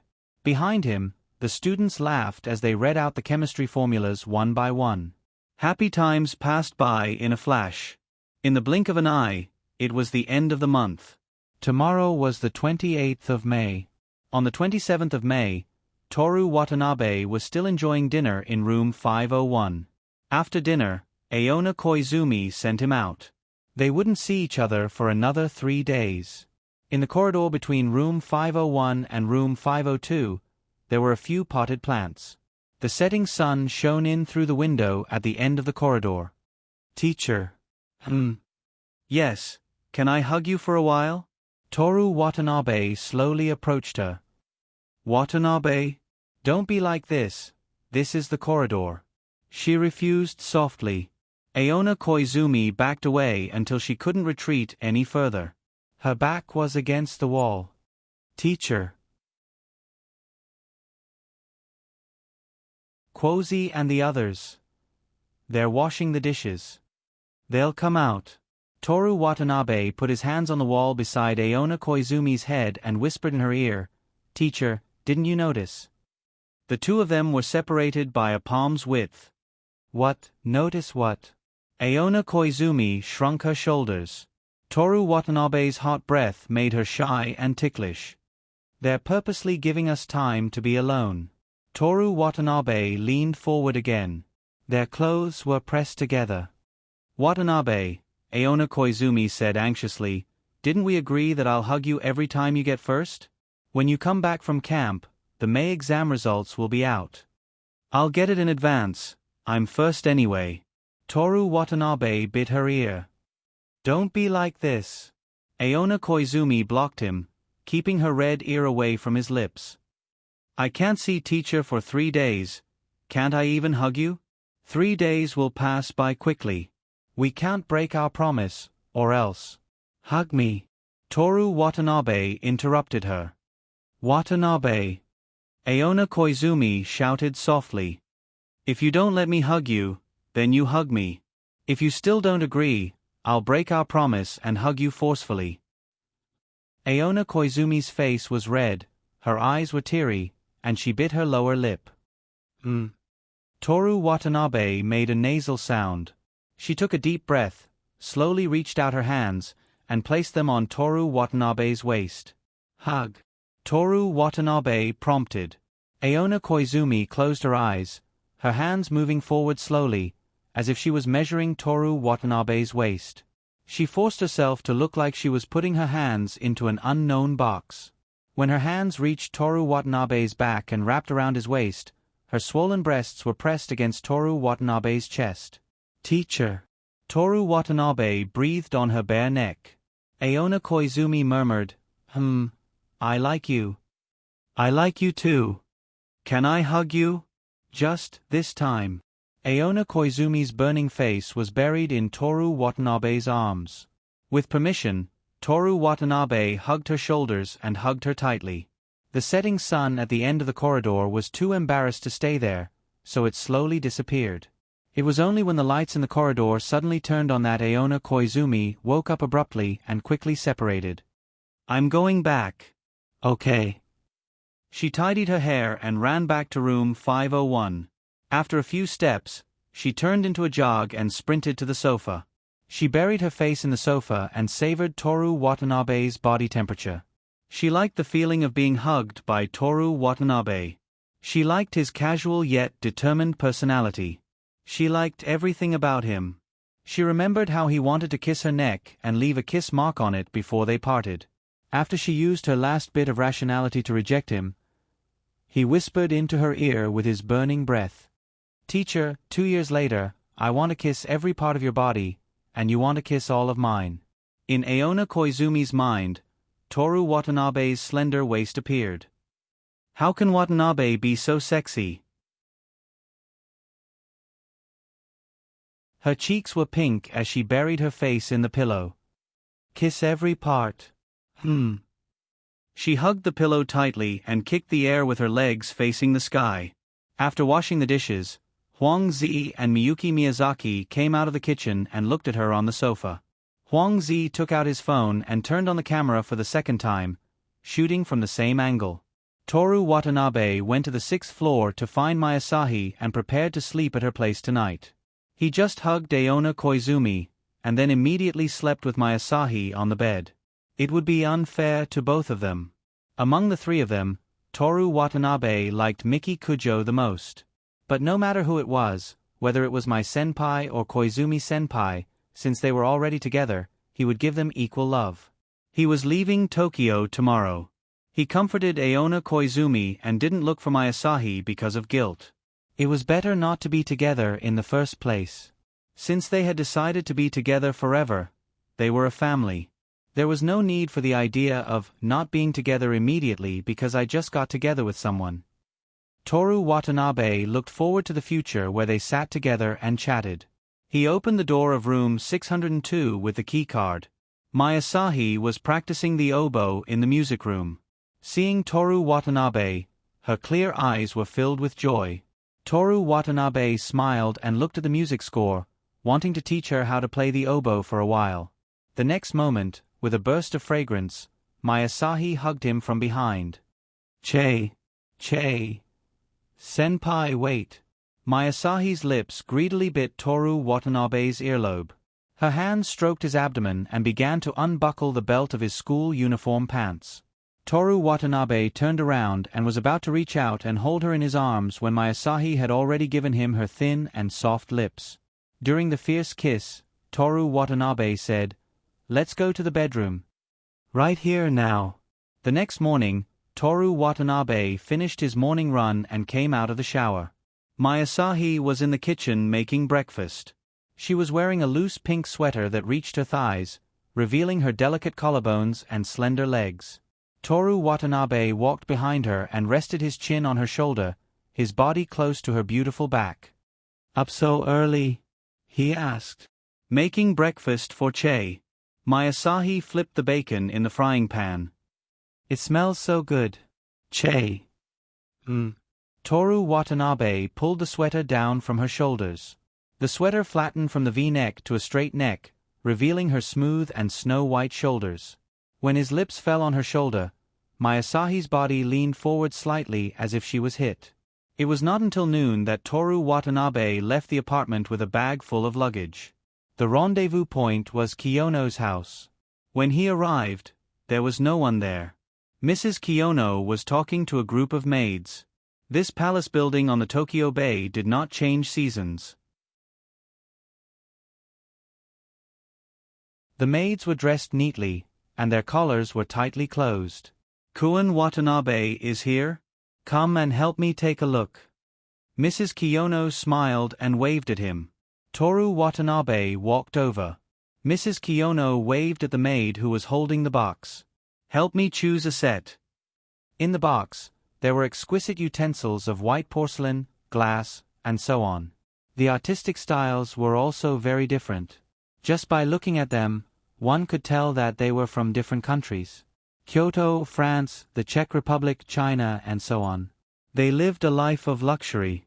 Toru Watanabe was now one of them. Every season, the family will change a set of utensils. Mrs. Kiyono explained in a clear voice. "These are for summer." "I see." Toru Watanabe nodded. The patterns he saw on the utensils were all lotus flowers, cicadas, and so on. "Help me choose one." "This?" Toru Watanabe looked and pointed at the glass. "It's transparent and looks very cool. It's very similar to yours. It does look pleasing to the eye, but the pattern is a bit not what I like." Mrs. Kiyono muttered. "You should choose yourself. I don't understand these things," he said with a smile. Mrs. Kiyono smiled again and said, "I'll use whatever you want in summer." She nodded to the maids. The maids closed the box and bowed out of the living room. "They're not here yet. Let's sit down and have some tea." "Okay." The two sat in front of the huge French window. The window was half open, and they could smell the flowers in the garden. The curtains fluttered in the wind. Tokyo Bay was sparkling under the noon sun. A cruise ship was sailing from left to right. "I'm really looking forward to the next trip." Mrs. Kiyono took a sip of tea and said with a smile. "Me too." Toru Watanabe nodded. Looking at Mrs. Kiyono in jeans and a light short-sleeved shirt, ready to go out at any time, Toru Watanabe remembered the previous temporary event. Temporary event. On May 13, 10:12 p.m., the player has decided to become a more and more powerful person. Event content.